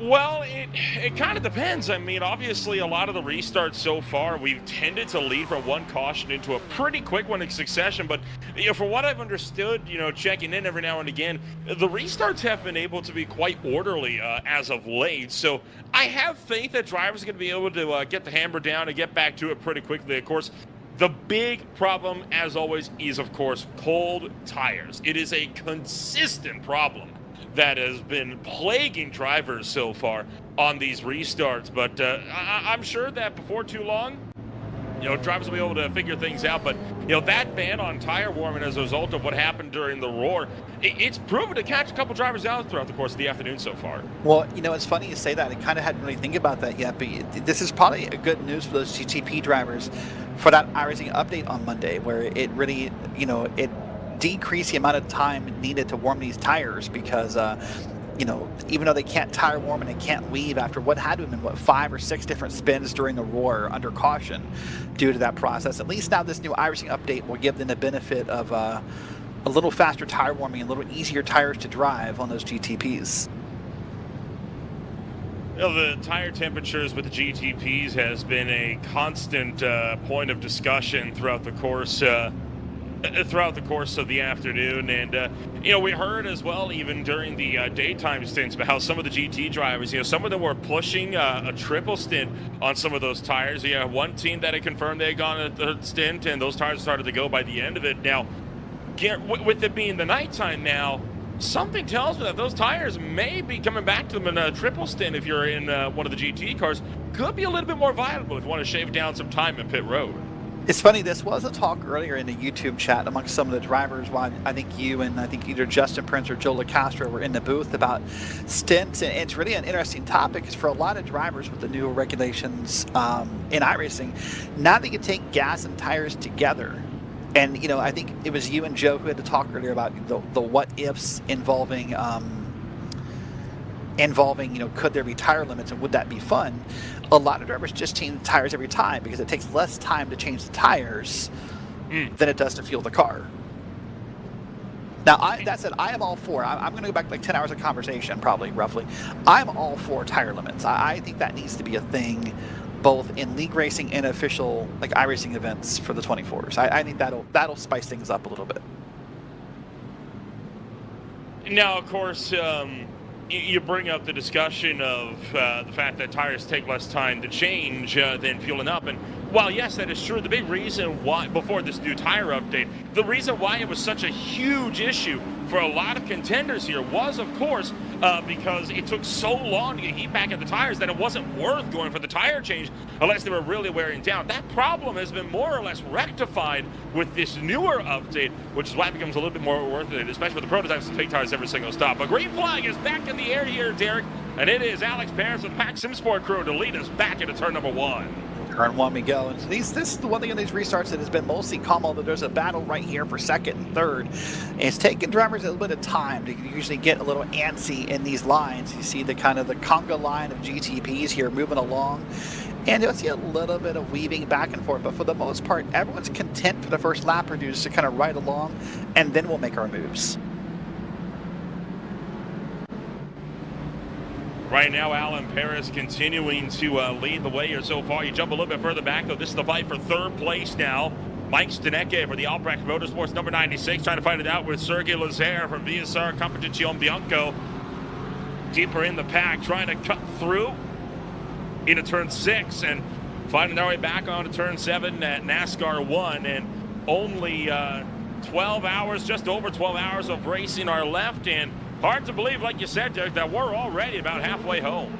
Yeah, this has gone pretty quick. Sometimes when you have races like this, as just a commentator, I don't know what the difference is. Sometimes you do endurance racing and it kind of feels like time just kind of moves at half speed, but heck, I'm already 3+ hours in and it doesn't feel that long. So it's been a pretty fun time, lots of great racing. And there might be a move here. No, okay, never mind. I thought maybe from behind that purple car we were going to see a lunge, but then I think everyone kind of backed out of it and thought better of it from the LMP2s here. So that's your second class, and of course then there's still the 2 GT classes in the back that are also still fighting around, and this is going to be LMP2s again. Here's an attempted pass on the outside. Nope, he backed out of it. A little bit of a back out there is trying to make the over-under down into turn number 1 as well. And now here we go once again around the outside here for William Alcala for the twin-turn SR by Beckenbord. I mean, look at this run around the top side. Gets by Fury Simsport, but can't mount a charge on V1M, and all of a sudden, Dylan Babcock fighting back through turn 2 at the S's, but he's not going to be able to clear him into the International Horseshoe. And William Alcala trying to fight this one out, and we got problems right behind them as the flight level racing number 757 has gone off the road at the International Horseshoe. Yeah, all's good. I think we're going to get things moving again, so no full course yellow. There's that blinking the headlights. I know I talked with, I think, Finn at Genie a couple hours ago about that being sort of the universal language of road course racing, right? And it means different things to different people. So when he blinked his lights, he could have been saying thank you. He could have been complaining about a pass. He could have been saying who knows what by blinking those headlights. Up front in the GTPs, Bit of a change in positions here as Sergio Lazer has managed to complete the pass on Douglas Souza from BMW M Team Racing. All the while, they remain single file, but a tightly condensed GTP field. But this is a battle that could break up quite significantly if they can't get it settled before they approach the back of the GT field. This is GTP Pros. Or GTD Pros, pardon me. We're gonna jump back to, here's the battle for P4 happening. That's Timothy Johnston in the iRacing Today Motorsports car. He is trying to run down the car up ahead, which is the Epic car, the number 73 car, and trying to see what he can make happen. But unfortunately, as he wants to make those moves, Nolan, there's a car right behind him who's also looking to get involved in that battle. The GT Pro fights have been one to watch throughout the course of the afternoon. It's been a significant point of contention, and Epic Vans Pulsar Esports team, they've been up and down throughout the order today, but still showing confidence that they can fight their way to the point. Same story though for iRacing Today Motorsports. Timothy Johnston round the outside into turn number 1 in a big pinch there from Bruno Carrera. Carrera squeezes out Johnston on the right-hand side of the racetrack and then keeps that defensive line into turn 3. A bold defense move there from one Aston Martin to another, while Vincent L'Herbier for SimCity Racing, a driver that was at one point battling for the lead in the GT Pro field, still sitting back in number 4. And honestly, that's an ideal position to be sitting in right now with just about 12 hours to go. If you're sitting P4 with 12 hours to go, you're essentially still battling for the lead, in my opinion. It's going to be fine. He's got to have a little patience here. And that's maybe the biggest key of endurance racing we don't often get to talk about is patience, patience, and patience. If you are willing to be patient and let things happen around you, oftentimes you will find your way to the run. There's a prototype going on by, and boy, if a picture's not worth 1,000 words, Nolan, how fast of a difference of prototypes versus GTDs was on display right there in that frame. Right now, Bruno Carrera continued to fight this one out here, and iRacing Today Motorsports VSCA still mired middle of this field, and it almost feels like Epic Vans Pulsar Esports team kind of holding up the GT Pro field behind him. I mean, you got guys ahead of the fight here of Bruno Carrera who are starting to pull away. I mean, you're talking a 5-second gap up to Christian Balcherik. But meanwhile, look at how many pro cars are stacked up behind that number 73 Aston Martin. Yeah, this is becoming quite the line, isn't it? Just quite the line. And what's going to happen is someone in this line could possibly get a big run, right? If you get back there 4th or 5th in line and you just kind of keep riding the draft, as we now see a battle happening with a 73 car to the inside. But if you can ride this draft, and this is the scary part, oh gosh, this is super scary. Look at that. Going through the kink right there, or through the S's, we don't call it right there, that should never be a side-by-side move. Well, they did it the lap before, and they're going to do it a lap again here as Timothy Johnston battles his way through, and he will pick up the 3rd place spot in GT Pro. Christian Balcherik Christian Balcherik up the road, and oh man, look out as Johnston shoved wide by Bruno Carrera into the West Horseshoe that time through, and talk about a how do you do. Now Carrera's on defense again from Vincent L'Herbier. Wow, it's getting aggressive, and this is sort of the one challenge of full course yellows and safety cars and all that process, right? Is that when we do go green, you feel the need and the urge and the desire to be aggressive because you want to make a spot up before the next one happens, and you make these kind of moves that aren't really maybe smart or ideal. And hold on, we're gonna be speaking of not smart. We're gonna be too wide to the bus stop if we're not careful here. This may go bad. Oh, they're going to single file it out. Okay, I thought for sure they were going to try it. Oh my gosh, too wide. And that car just got more air time than a Skateboard the X Games going to the bus stop there. We have seen before, Derek, drivers that have found themselves going side by side into the chicane, but not through it. No one has been bold enough to try it yet, and for very, very good reason.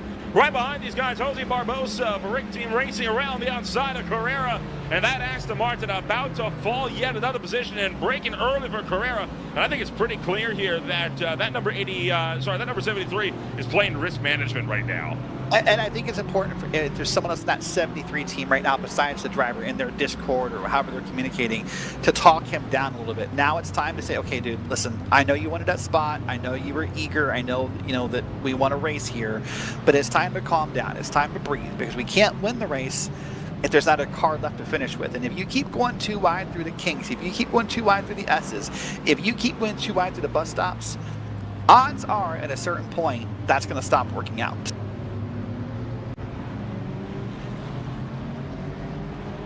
The GT Pro battle showing signs that it is going absolutely nowhere here this afternoon. You look a little bit further down the road. This is Block of Batone for Lennart Block, currently running in that 183. A lot of drivers starting to enter that proverbial graveyard shift as we continue the race into the darkness here at Daytona National Speedway. And Derek, it's official. We're halfway home. 12 hours down, 12 to go.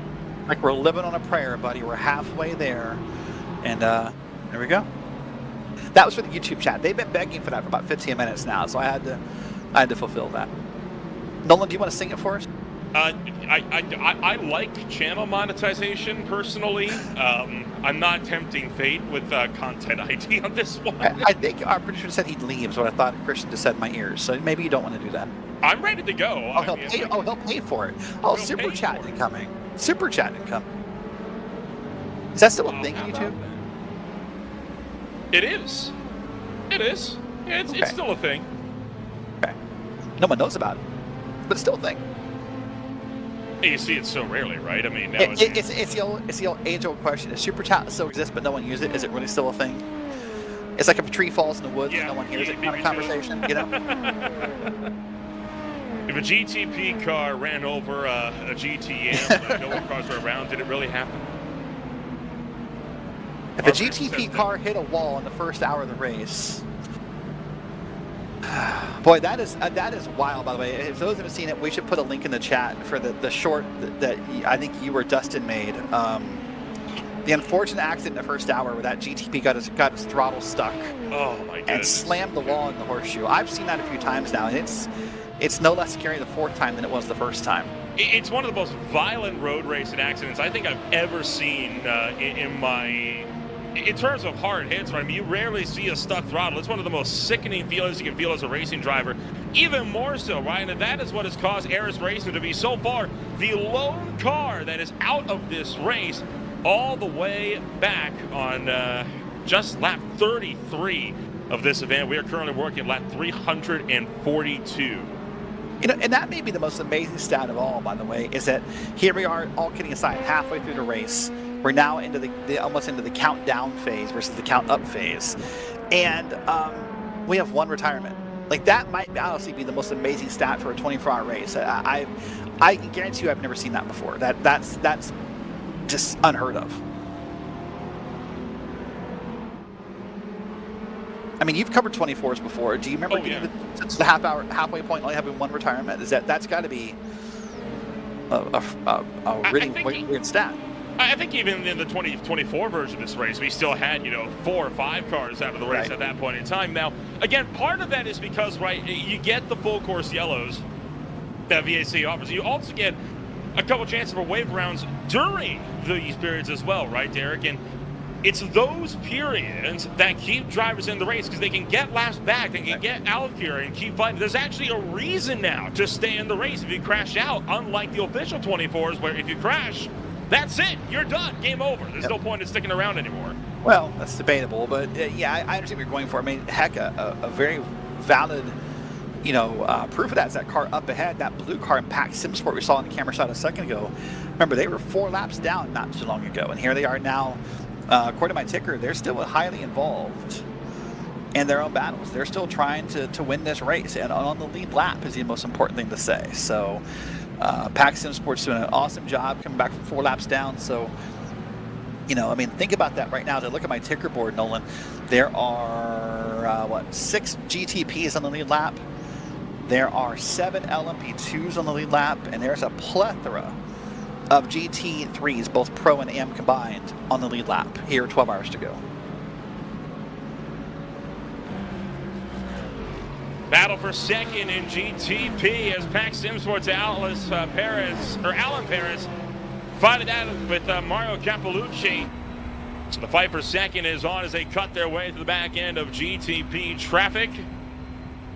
Sorry, GT Pro traffic as V1M trying to run down Pack Simsport at the head of the field. Could GT Pro traffic, GTM traffic be a problem not into the braking zone? It's going to be more of a hazard here for Pack Simsport because there is an absolute mess of cars, at least 10 of them just up the road. Yeah, there really is just a really big mess upcoming, and there's almost a bump from behind upcoming as well right there for Pack Simsport. Up That's why. Look at you saw Ferrari spun off the road right in the background of the shot here. You see a car, a GT3, they're going to go around, so there's just a lot happening here on this track in this moment. That was the look on board with Alan Perez here, and you can see all the GT traffic. I'll tell you what, Mario Cappellucci has been doing a phenomenal job on sticking close. Usually these are where a lot of the fights tend to break up, but it has only gotten closer as a result of this competition here. Cappellucci has been doing a stellar job on maintaining the gap. I would agree with that. But I have a request for the, I don't know, who's has to be real life racing, but we got to start somewhere. Can we get a different name besides like GTPs and then GT Pros? Because my simple mind can't, like, it's GTP on both sides. I need something more obvious. Can I just say that? Is now an adequate time to say skill issue? I mean, I know LMDH is referred to technically by, I think it's WEC that uses LMDH, and technically it's a different classification of cars. Maybe we could do that, but maybe it's a skill issue. I'm just saying, like, GTPs, GT Pros, like, they're both GTP people. Like, this is like when you have like that one endurance team that has like 9 teams all painted in the same paint scheme.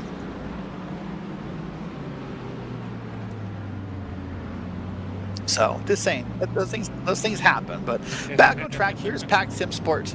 They're still having an amazing run here, and I continue to shout them out. We did an interview with one of their drivers earlier, and the way they've bounced back. But overall, this has just been an incredible run for a lot of teams. I mean, you have the teams up top.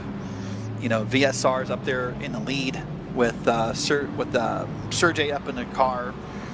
And I have to think by now, Nolan, you have to think almost everyone who's going to touch the car has probably touched the car at this point. Just about, except for maybe some of the teams that have, the 6-man teams, right? I mean, those that have their 3 for one half and then they have 3 for the other half for that classic overnight portion of the race as well. But, Pack Simsport, I'm not surprised to see them up towards the front. They were one of the big heavy hitters throughout the Roar. They were one of the heavy hitters in the opening hours of this race as well. So to see them still running here up at the front despite having those struggles and having to kind of bounce back a little bit, not too surprised. I mean, this is a team that has proven their worth time and time again, and they could very well be one to watch here this afternoon, as well as this fight for second for the lead in GT Pro, as Nicholas Solver, Telemetry Racing, fighting it out with Matco Fisher Motorsports as Christian Malcherik into turn 1. Yeah, here we go, side by side. Is he going to dig it in there? He is. He's going to make it stick on the inside. He'll have the advantage through the first part of the chicane, and the green car will back off. No, they won't. They'll be side by side again. This is happening a little too often for my personal taste, and now into this horseshoe. That green car has the advantage. He'll take the spot, and he'll clear, and that is a pass. And it caused a bit of a mess in GTP as well. As you can see, a lot of the GTP traffic trying to cut their way through this fight. And this is part of that multi-class drama that has reared its head time after time again today. Yeah, it has. We've seen it multiple times where there's that GT Pro, that GTD, or GTPs. I know I'm lost. That's trying to get... Multiple times a day, the GTP category has had that lead decreased basically to nothing because of weaving in and out of GT3 traffic. Maybe I'll stick to GT3s. Maybe that's easier. Can I get a flash card? I don't think we have flash cards. Can we buy those? Are those in the budget somewhere? No. Fun enough, they are not.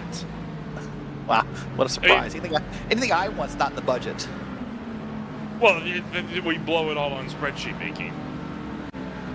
Yeah, apparently we don't. Just saying, my paycheck doesn't reflect that.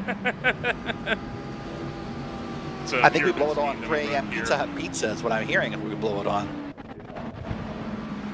Yeah, that wouldn't be too bad. I wouldn't complain about some pizza. I got some pizza waiting for me once I'm done my production shift tonight. Nice. We've had talks about your eating habits before. I'm just gonna guess it's just, oh gosh, knowing you, it might just be a cheese pizza. Shockingly, no, it is not just the cheese pizza. Is it pepperoni? Yes, it is. Nothing else. Nothing else, just pepperoni. No, what a surprise. No mushrooms, no onions, no sausage, no nothing. No, not my thing. Fair enough. How long are we live? Ask the YouTube chat. We'll be live for all 24 hours. The YouTube feeds are 4 hours apiece. This feed will roll you over to the next one in about 45 minutes from now.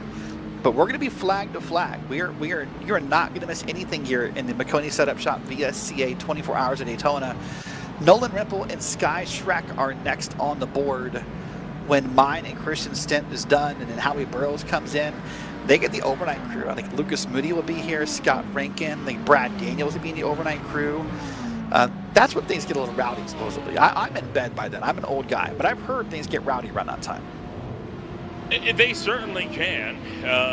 We're missing the fun stints, the overnight stints, especially when Lucas Moody is jumping in here. Lucas Moody is our overnight savior here on Green Flag TV, right? Jumping in to run the overnight stints. I was surprised. I was thinking it was going to be, the traditional all-European or all-Australian team for overnight stints, but no, Lucas Moody, a commentator that we usually see, on Friday nights, on Saturday nights.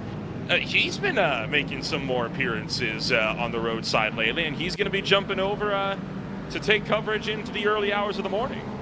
Yeah, the Ball State is native. Lives out near Ball State, goes to Ball State.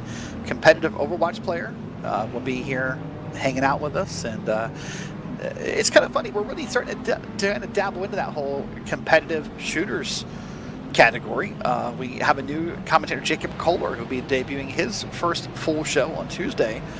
He's a competitive Counter-Strike player and caster, so we're starting to kind of dabble into that esports community a little bit, aren't we? So what I'm hearing is the next step on Green Flag TV is Mario Kart broadcasting. Oh, I'm so down. Do you know how fun that would be? That would be amazing. That would be absolutely stellar to watch. Here, so we're going to come back to that topic in a second. I think we've had a big off track we're going to take a look at. Monarch Racing has a meatball flag. That means they have some big damage, and that's going to need to be addressed. And you're better at this than I am, but that looks like a tow zone. It is actually not, because it is on the outside of 2 individual turns. That's on the outside of turns 1 and 6. There is no marshals posted up there and no safety vehicles that can get to them. Fair enough. We'll wait and see what happens. You'd have to tow them all the way across the racetrack. I don't think that's fair. There. We'll wait and see. But not to mention, that's the second time, I think, in the last, hour or so that Monarch Race Team has seen their rear wing come off? Yeah, I want to say a little bit more than that, but yeah, that's a team that had the issue. That wasn't Monarch. That was the... It was the car that got spun into the left side wall at the west. Oh, yeah, you're right. No, you're exactly correct. That was Monarch. Yeah, you're right. So there's kind of... I can't tell. This is really bad. If that's the camera moving or the car moving. It's the camera. You can tell by the telephone pole, or the light pole, it is indeed the camera moving. By the light pole. Shut up. There's the tow. Okay. They allowed it. There it is. Or the caution. Nope, no caution. Yeah. It would not be the Hold on, look at this, though. There's some teams who thought that, though. Look at this. You see a couple of LMQs coming down to pit road. It would not be the first time that VS administration today has been a little bit lax on some of the tow-away zones, in particular when it was in proximity to another full course yellow just a little while before, or it was a case of, the driver wasn't sitting where he crashed. They made an honest effort to get to a spot that could be technically classified as toy zone that is well out of the way. The last time actually was actually at the Le Mans chicane. We saw a driver get to the opening of the wall, and they, despite it not being an official towaway zone, they declared, yep, you can take the tow. It's good enough. So, yeah, I mean, I think it's a smart choice. That car, I get what you're saying in real life. Maybe you can't tow from there, but as far as in danger of another car hitting it, I think that was a pretty safe move to let that car tow from that one. But you could tell there were some other cars who thought we were about to go into yellow, because there was a few cars that dove down pit road thinking they were going to kind of, I think, beat the pit road strategy. We see that a lot. Oh, probably. Sorry, Dick. We just had a spin exiting pit road. Alfonso Race for Rick Team Racing just got into the back of one of the GT cars. Spun out on pit exit. I was going to say real quick to finish the thought, though, you see that more commonly in NASCAR, I think, by the way, where teams try to beat the safety car or beat the caution by pitting. So that's what you saw there, I thought. But let's see what the spin's going to be in a moment when our replay machine catches up with it here, and we'll wait and see what happens. And we'll wait and see. There's the car parked. That's going to be a problem if it doesn't get moving, because that's clearly in a danger zone right there on the exit of pit road. But I think they maybe are moving away, so I think we might be safe here. But we'll rewind the tape here, or the digital file, or whatever we have nowadays, and we'll see what happened in just a moment here. And you see Alfonso Race there for Rick Team Racing 2 fighting his way out. That car's not okay. Yeah, he's struggling a little bit. That car had some front end damage on the way out of pit road, because it, of course, ran right into the back of a GT Pro. Keep in mind, this is gonna. We got the replay coming up here. Pit limiters are still engaged throughout all of this, Derek. I mean, he just runs into the back of the Mercedes in the corner. That tells me they weren't using a pit. I mean, not that they were speeding, but it tells me they were trying to flirt with the pedal probably, and just make up every iota of time they could, and end up kind of hitting the GT3 and then spinning themselves around. But what I'm confused by, I mean, watch this again. Let me see what's before I say something. You can see it. Oh, that tells a very different story. Certainly does. Yeah, you're right. Maybe that GT just slowed down and got hit from behind. I'm most confused, though, honestly. I mean, in the grand scheme of things, Nolan, that's not the worst damage or worst hit you and I have seen all day. But the way that car was behaving on track afterwards, you would have thought it was like a much harder hit, honestly. That car was not stable going through the infield. Could just be cold tires, right? I mean, this is a car that just got fresh tires onto that machine, and you know, then it spends a lot of time in cooling grass, in damp grass, mind you, as well, because of the dew point that we've set it in. It's very high humidity right now, over 90%, as a matter of fact. So that could very well be the case. It was just a matter of, oh, well, just some cold tires. Took a little while for them to get back up to pace. Yeah. We'll wait and see if anything comes to that, but we'll see how they behave in the next few laps here, or if something worse happens. And that's always the danger of driving a damaged prototype around any car, but especially a prototype. Those things are so finicky when they're broken that they can snap around at any given moment and make things even worse. But side by side, we're going to be here through the start-finish line down to turn 1. This right now, I believe, is for 4th in the prototype class. Diving down. Yeah, a big pass, a big move, a big lunge. That is going to be Mario Cappellucci for V1M. Completed the pass on Jason Burney from Wastegate Racing. Oh, he did, okay. So Jason Burney going to make up yet another overtake here, this time through, as Cappellucci holding on still in that 4th place spot. And V1M has been kind of hovering around that 5th to 3rd mark all night long so far. They've only got 1.2 seconds away for the catcher to Alan Paris and Pack Simsport. See now he's going to get around some of the other classes of traffic and get around here through the NASCAR portion of the track. Be ready here for the Le Mans chicane. And he's made a bit of a gap here at this moment due to that traffic. And now it gets around here just a few seconds before he finds the next traffic. And this is going to be a bit of a gaggle right here, to use a phrase from Matt Malone and his streams. A gaggle is, I believe, 4 or more cars up ahead of you. If Dustin Alls is still in the chat, he'll confirm. But I do believe a gaggle is 4 or more cars. He just departed a few minutes ago, so I think he might have just missed that one. It's fine. Usually, any chance Dustin gets to correct me, he'll wake up out of sleep before. So we'll see if that happens. But now, I was going to tell you before all that calamity happened. I'm a Yoshi player. Can I say that out loud? Is that safe to say around here? I'm a Yoshi player. If we're going to play a Mario Kart, all Yoshi all the time. I mean, that's fair. There's worse options. Yoshi is goated. I'm just saying. I'm a Koopa Troopa guy. I thought you were more of a Waluigi myself.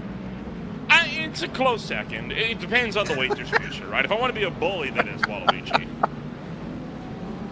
Yeah, we'll just need like 18 capture cards, 3 computers, and 1 central location for a Mario Kart tournament. Yeah, good luck with that one. It'd be hard enough finding the central location. Yeah. Nintendo, let us stream your games. Yeah, I'm not that versed in the Mario Kart world. I don't own a current Nintendo product. I don't even know if that game has a spectator mode, honestly. Yeah, it doesn't. I actually did call one Mario Kart tournament before, but the way we did it was we were effectively just jumping back and forth between 4 different Twitch streams the entire time. Well, it's not a bad thought. There's worse ways to do that. Question from the Twitch. Question from the YouTube chat. What caused the 99 to have to go to the pits? Was there a replay of the incident? There was. Yep, there was. The answer is the car spun off at turn 1. So that's what caused that.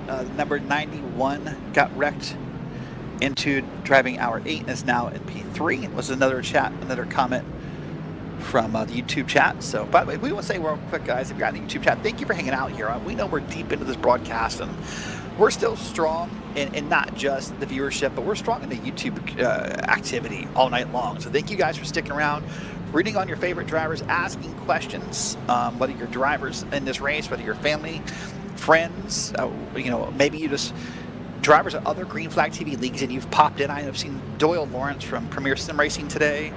I saw some of the guys from the High Tide Racing League in here earlier, so it's always great that the Green Flag family comes out and supports one. Say Green Flag family 5 times fast. That's hard to do. Yeah, he's doing I'm it not gonna silently. try it. No. Shut up! Don't call me out. don't call me out on this. I didn't try it. Oh, right now we're watching here with the Go Win Racing number 19 here. They're up in 3rd place. This is Chip Michaels in the car in the GT AM category. That's the green markers on the cars, but if you're new to the stream, that's how we can tell the GT3s apart pretty easily. The colors on the cars match the colors on your ticker on the left here, which is the green for the AMs and the red for the pros. And I know I said this earlier, I think with Marty, if not with Finn. Nolan, one thing I love about this race is if you look at the manufacturer icons up and down the field. Now, obviously, the LMP2s, there's one car. I get that. But look at, like, the GT3s. Look at the GTPs. It is great to see the variety of manufacturers being represented. It's not one car just dominating this field. And a lot of that has to do with a lot of the BOP restrictions that have been done and all the weight limits and fuel limitations that have been done to all these cars, right, to kind of even the playing field a lot among the different manufacturers. But you look at others like FTR, right? You look at FTR, the Ford Mustang at that championship was by and large the dominant car. I mean, it was a constant seeing RPM Racing up at the front time after time again in those races. But here, it's been up and down. You've seen Mercedes at the front. You've seen Ferraris, BMWs, McLarens, across all series, even the GTPs. You've had Cadillacs, Porsches, BMWs, Ferraris been up front. Even the Acura at one point was starting to get into the mix before, of course, said Acura ended up spinning off the road a few times. But it's one of those cases, right, where those balance of performance, features that VSC implements, while yes, not everybody likes it, it does create for quite the spectacle and makes it so all drivers can create quite a diverse grid out there in the field. By the way, breaking news. I know where Christian, our producer Christian, who got this from, but apparently, yes, you can spectate in Mario Kart World, the newest one. So, really? Apparently there is a spectator mode. Derek, I'm getting bad ideas again. Stop me. Yeah, no. Apparently, Oh, hold on. So we'll Oh, take yeah, them it with came from salt. Reddit, so never mind. We'll just, yep, that's it. You said, We'll take that you with a said- metric ton of salt. yeah, you said stop me. It's like, oh, it came from Reddit. There, that's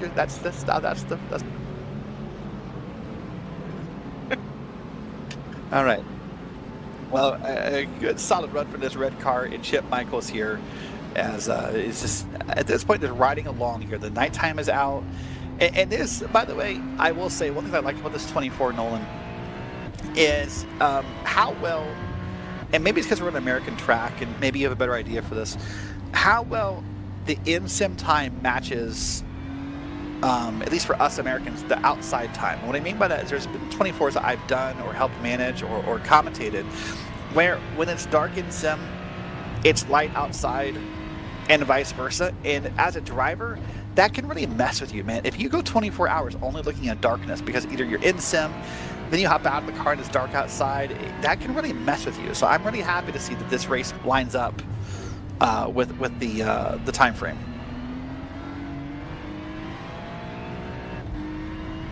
You're riding aboard right now with Chip Michaels for Going Racing. He is currently trying to run down Chris Caddies for BMW M Team TSR GTM just up the road. Battle for 39th overall second in the GTM category. And frankly, you know, when you look at a lot of the drivers that are several laps down as a result of incidents so far this race, the thing that surprised me is not seeing more of the prototypes down. That's also not too uncommon, right? You see quite a few prototypes down the overall order. But right now, the only prototype actually that's below the GT field is Ayers Racing, as previously mentioned, is out of the race. And that's not a discount on the field. That is a stellar thing to see. That is a stellar thing to see. Now we're seeing another car here on pit road here at the 11-hour and 33-minute mark to go. That is VIM 11. That's Kyle Allen in the car. And at one point, I think they were leading at some point in this race. And they might get back there after these pit stop cycles. Bit of a close shave there between Kyle Allen and Dylan Babcock coming out of pit road. That is for second place in LMP2 currently, making their way back out onto the racetrack. Watch that grass, gentlemen. Seen cars clip that before and go spinning around, but they get out safely. Problem is they got the McLaren right in front of them. They're going to cut their way through right away. By the way, since I'm putting out the king of no fun, if we do the whole map voting like they do in Counter-Strike where you ban maps, I'm banning Rainbow Road, just for the record.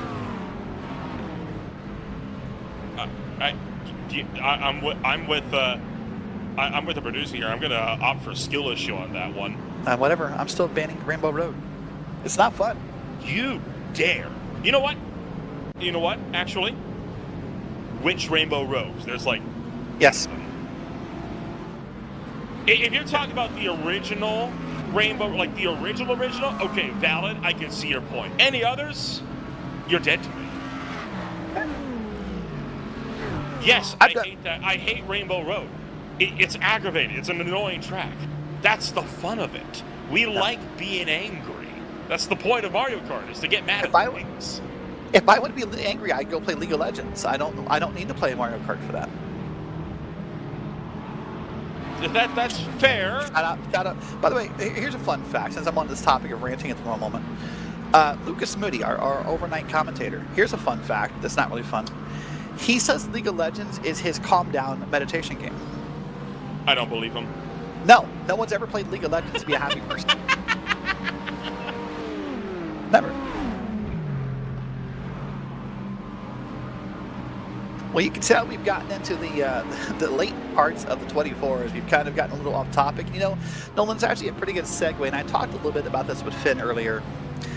This is no different than what the teams do about this part of the night. I mean, here we are now approaching, 11 p.m. Eastern. So it's doing some math about 4 a.m. GMT. This is about that part of the night where teams start to get a little punchy. You've been in this race 12 hours now. You're trying to entertain yourself. This is sort of the fun part of the 24 for some people, because this is when silliness happens. The good news is you really bond as a team. You build some rapport. You really get along pretty well. The bad news is it can really break your concentration. It just takes one little silly thing, and you could go from doing well in the 24 just to losing everything because of silly banter like the ones we're having. Well, and this is kind of bringing up a conversation that Justin and I were having earlier on this afternoon, right? It was a big topic on, you know, when you're in the car, right? Do you want to have a team that likes to talk in your ear a lot, or is that only distraction you would prefer that they would just be quiet? And I think it kind of goes both ways, right? I mean, on a restart, yeah, you're wanting them to be quiet because you're trying to focus and get your head back in the game. But if you're in these longer stints, especially if you're in a middle of the night stint, I wouldn't mind some chatter personally, because it keeps you awake on what could be a monotonous drive otherwise. Yeah, I was hanging out in my team's Discord before coming over to call the 24 here, and they were going off to go do a 6-hour race, the Global Endurance Series, and one of them said, hey, just so you know, I don't like any talking when I race. I was like, oh, okay. Then you picked the wrong teammate, but we'll let that go. But that's what I thought in my head. I was like, shouldn't have teamed with that guy. But no, they went off and did their race, and I hope they did well. But yeah, some drivers just don't really value that talking. They prefer the silence. And there's places for both, right? I mean, it's to each their own thing. The drivers that like to focus out, those are usually the drivers that are taking it a bit more seriously, and they're, of course, the drivers that really need that silence for the concentration, and they like the silence. It helps them focus, and for some racers, you could say this is their calm down portion of the race. You just saw two cars get around Matco Fisher Motorsports. Pascal Tice dropping spots, both Jose Barbosa and Tyler Redden. So that drops Fisher Motorsports back to 9th place now in GT Pro, and here comes one of our GTPs into the box.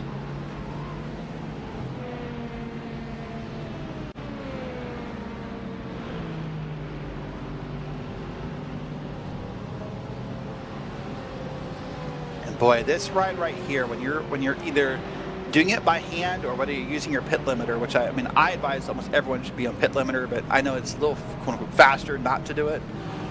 But this ride right here is painful to be this slow for that much of the track. You gotta wait till you get out away from that wall on your driver right before you're allowed to get off of the pit limiter and get back up to speed. Oh, there's cold tires spun around for that car that just pitted. That's the 7 car. That's that orange and blue machine, Nolan. He just pitted, and you see cold tires took effect there. And that's your overall race leader, mind you, because Douglas Souza has just gone around the BMW M Team Delta Racing. However, BMW M Team, they've got a black flag holding over them, Derek, because they've just hit the 10x incident limit. So it's really going to be Pax Simsport that's going to inherit the lead, and he is still in the battle with V1M just behind them. Yeah, that's unfortunate, man. And I'll tell you, man, 10x is tight. That's a rough penalty. I mean, listen, it works, and it works for them, and I respect it. I'm not mocking the rule. I'm saying as a driver, 10x to a penalty is super tight. That's and granted, at a track like Daytona, it's not that bad. There's not that many off tracks here that won't just kill you, honestly. But there's plenty of tracks on the upcoming schedule where you could really, Sebring has full of off tracks if you're not careful, where you could be off track and probably be okay. So that 10x rule is going to bite some people as the season progresses for the VSCA. And of course, the 10X is a rolling system, so it's every 10 incident points you get that drive through. I think virtually every car in the field has gotten one of those at least once. Some drivers numerous times. At this point in the field, so it's no surprise, right? As hold on, look out! As a bit of miscommunication there for Alan Paris getting around that GTM car, went up high just as the M car did to try to let him through and nearly caused a massive collision, much like what we saw a couple times in the Roar. Yeah, almost a mass collision. We saw a lot of those in the Roar, either both under yellow and under green at the Roar. We saw a bunch of massive collisions. So. We hopefully won't see too many of those as this night progresses. But hold on, there's a massive collision. Was there a car parked there? What the hell was that? Oh, look out! It's not done. Spins back into traffic. He's going to take out, I believe, one of the Porsches. That may have been the 554 that got nicked. It was Red Lab Competizione who's had problems before that's gone off the road. That's got to be a yellow. I know he's driving away, but there's a car killed back there, I'm pretty sure. And they got one stopped in the infield, and that is... There's another one. That's V1M. That's Mario Cavallucci, the guys they were fighting with. Who's the red car he hit? That's what I want to know. Red Lab Competizione. That would be the number 10. And there's your caution. There it is. What in the world happened? Pack Sim Sport was going through, and honestly, we'll get a different camera angle in a second. I know we will, but from the way it looked in that camera, it looked like that red car was either stopped or parked sideways, and that Pack Sim Sport didn't know it. I mean, they just crushed him. Watch this again. Here's the replay upcoming. There's the red car. Does he get loose? Let's take a look here. Coming through the King. Oh my! No, I lied. I was completely wrong. Pack Sim Sport might be the victim of the initial wreck. Oh, they definitely were. They got absolutely run over back there. From that first camera angle, I thought they hit something and caused that little bit of an explosion, but no, they were the victim, and then they slid back across, and I guess, watch this again here. I'm just going to wreck forward. Watch that. Oh my. Now, mind you, was there something behind Red Lab? Like, what? Did Red Lab just miss a braking point? Like, I'm so confused. No, they were slowing up with the GTM car that was slow coming out of the kink. Now, mind you, VSAA does mandate at least one human spotter for every single team, and clearly someone was caught napping there. The driver, honestly, like, I hate to say it that way, but the driver was caught napping. Like that car didn't just like spawn. I mean, he was there. Wow. And that effectively wipes out the entire podium, Derek, of the overall race. Albrecht Motorsports and VSR Competizione Bianco, they've now taken up the lead 1-2 with Douglas Souza from BMW M-Team Delta Racing fighting their way back to third. That's got to be the damnedest thing I've seen in a while. Like, I mean, I understand what happened besides here. The first hour of this race with the stuff. I don't know. That might be weirder. I mean, and I understand what happened here after seeing the replays, but they wrecked forward. Like, most commonly when you and I see a wreck at this place, the wreck kind of goes backwards. I mean, eventually it does. They kind of make a full circle, actually, because then eventually Pax hits the Red Lab car.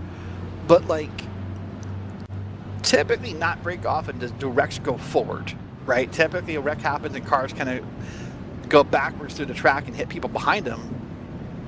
Wow. You know, that scene of the GTP spinning across the infield of the exit of the kink there, that kind of was very reminiscent of a huge crash that we had the last time we had the Daytona 24 back in 2024 for this race. You had one of the it was an Audi R8, I believe a GT Pro car, got shunted off the road by a prototype in the King, and because those cars, of course, have traction control and ABS, the car couldn't stop. It speared all the way across the racetrack straight to the exit of turn 6, where it ended up in a head-on T-bone collision with another prototype. Well, small, tiny silver lining for Pack Sim Sport. I guess since the full course yellow came out instantly, they were able to drive away. They're going to drive that car back to pit road. And yes, there's work to be done on this car. Don't misunderstand the comment. But they're going to avoid what's probably, I'm guessing, a 7-minute, 8-minute, maybe 10-minute plus tow under caution back to pit road. So they're, compared to their competitors they were involved in that wreck with, they're going to have a time advantage of being able to drive this thing back around and pit. And yes, it's going to require work. Yes, they're going to, at least for the moment, be out of contention. I mean, heck, this is a team that's already come back from 4 laps down once. It would be wild if they did it again in the next 11 hours or so. Because I'm going to assume they're going to be, I would think, at least a lap or 2 down. I don't know how long this repair is going to be. Wow. Well, we have Tyler Rubio from Eris Racing that is standing by. Now, of course, the GTP entry is very much down and unfortunately out of the race so far here tonight, Derek. But they do still have a GTM car in the running, and that car currently headed up by Sean O'Dell, running P6 in GTM right now, car number 9. So Tyler, first off, we're under caution right now, and I know we're kind of perplexed by what happened. I'm going to go off script here. Have you seen the wreck? What was your impression of what happened that put out this yellow here? Have you seen it? Yeah, I'm not exactly sure. I think, like you guys were stating, I think the GTPs in front were slowing down for the GT, I believe, Pro, and I believe that, you know, I think they just miscalculated that and went a little too hard into that corner, and unfortunately took out 3 of them. Wow. Lots of implications to be had all night long there. But come back to your car in the GTM with the Daily Carts Market Aries Racing. Overall, how is your guys' day going? How is your day going? It's going well. That's our second car. They're, I believe, 1 lap down right now, trying to get back on that lead lap. So I'm very proud of the guys that are driving that race. Unfortunately for my car, our day kind of turned, to put it bluntly, kind of crappy. But it's unfortunate with what happened. But, you know, have to learn off of that, unfortunately. Well, so you got the 1 car left here, currently running, I think, P9 in GTM. What is your outlook for this team for the rest of the day? To keep pushing. I believe that, you know, they have a really good chance at getting, you know, a top 5, which we're really hoping for. Obviously, we want to win, but really pushing for that top 5 finish. So I'm curious. I have to say, I think as far as GT3s, the Lambo's either my favorite or maybe my second favorite from an aesthetic standpoint of the GT3s in iRacing. But it's not one I feel like we commonly see selected by the iRacing community to drive in. Do you know what went into the selection of picking the Lambo for this car? So originally we really didn't want to pick the Lambo, but after kind of looking at, you know, the data, test driving all the cars, the Lambo seemed like a really balanced car. Not only that, it does sound really nice. So kind of the bigger outcome of why the Lambo was chosen for the GT3 car. Fair enough. Nolan, what do you have? The priorities, right? Picking the sound of a car. I mean, I respect it personally. That's my first priority when I'm picking a new car. Not to be ballistic too is, does the car sound good? You can't drive for a long time if it doesn't sound good, right? Oh my god. Right. You're that guy. I am that guy. You are that guy.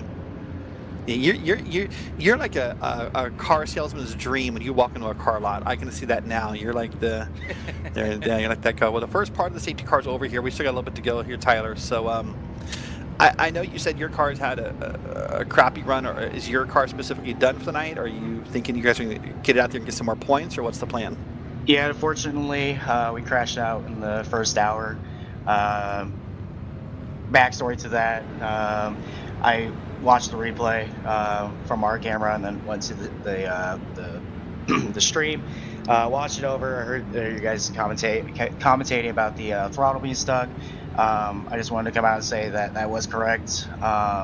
We were having issues with our teammates' throttle. The pedal was getting stuck on the first or last safety car lap. So we were trying to see how we could manage it. Unfortunately, we went into turn 1. That lockup wasn't due to just like a misbraking. The throttle was stuck. So he was pressing the brake, full braking.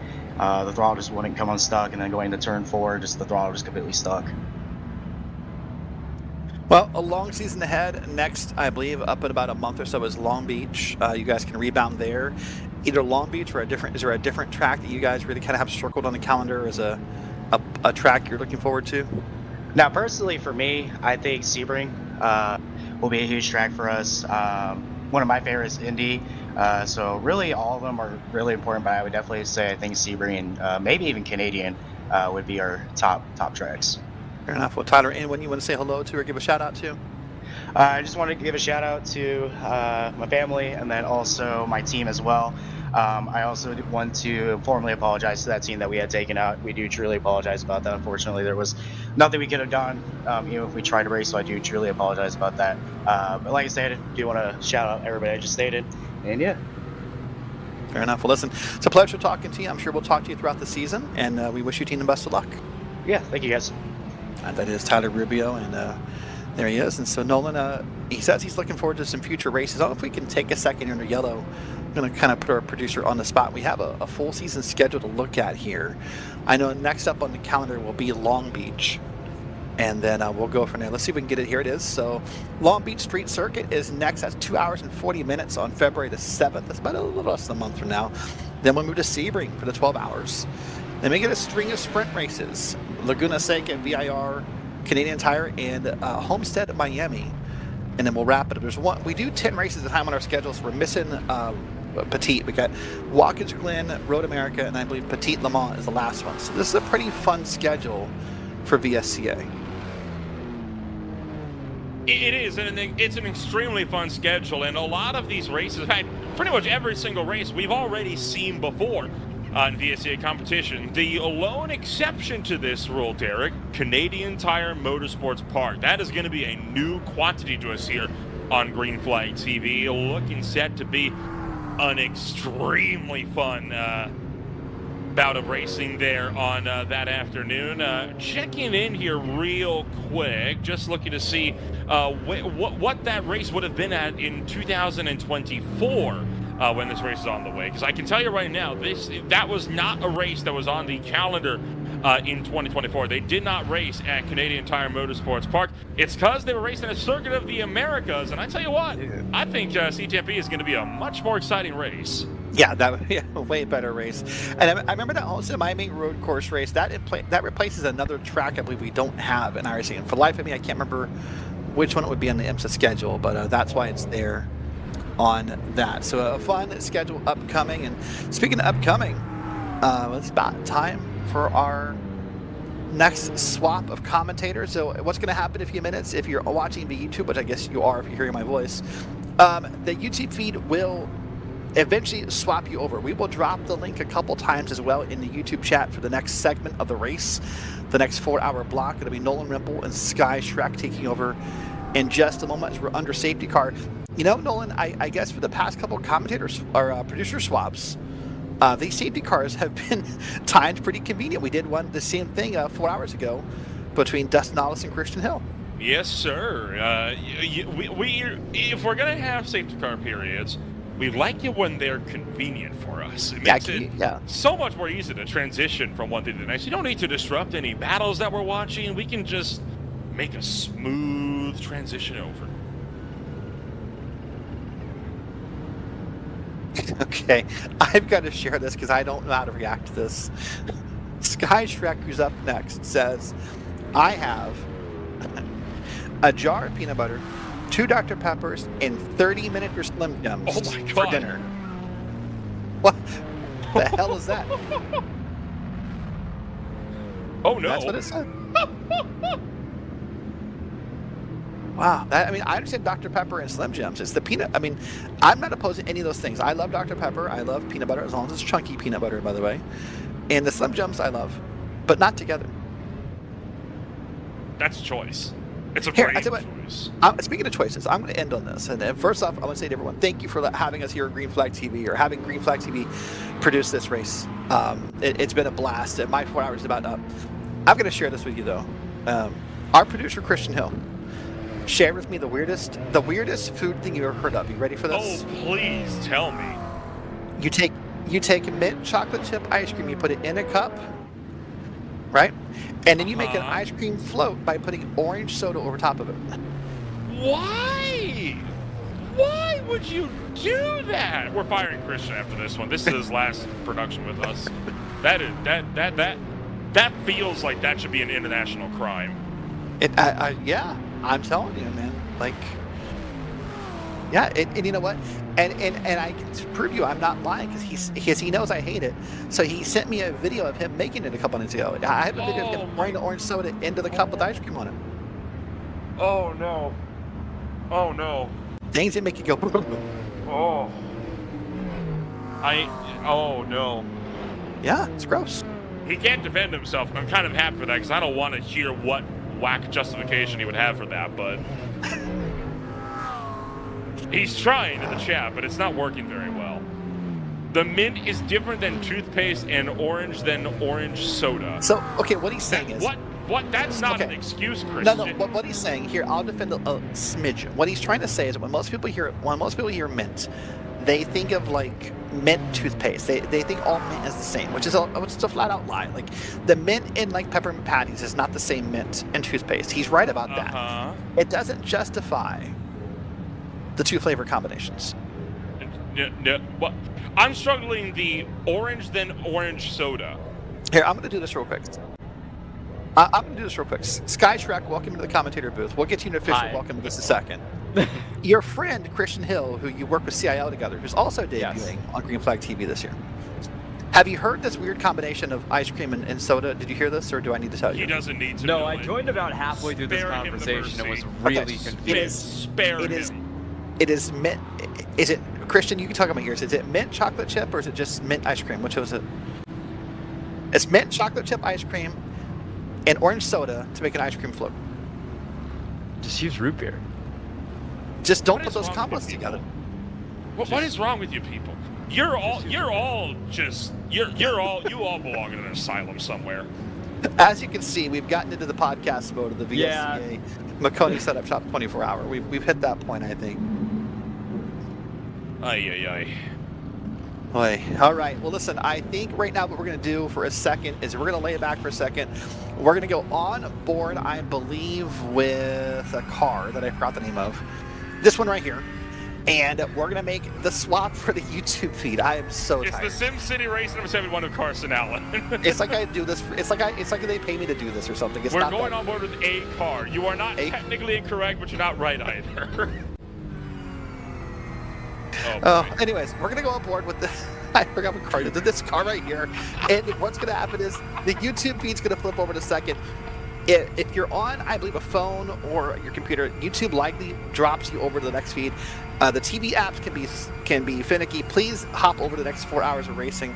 It's been a pleasure with you guys. Thank you so much. Nolan, you and Sky are next, and we're gonna lay back and do this, and we'll let you guys talk soon.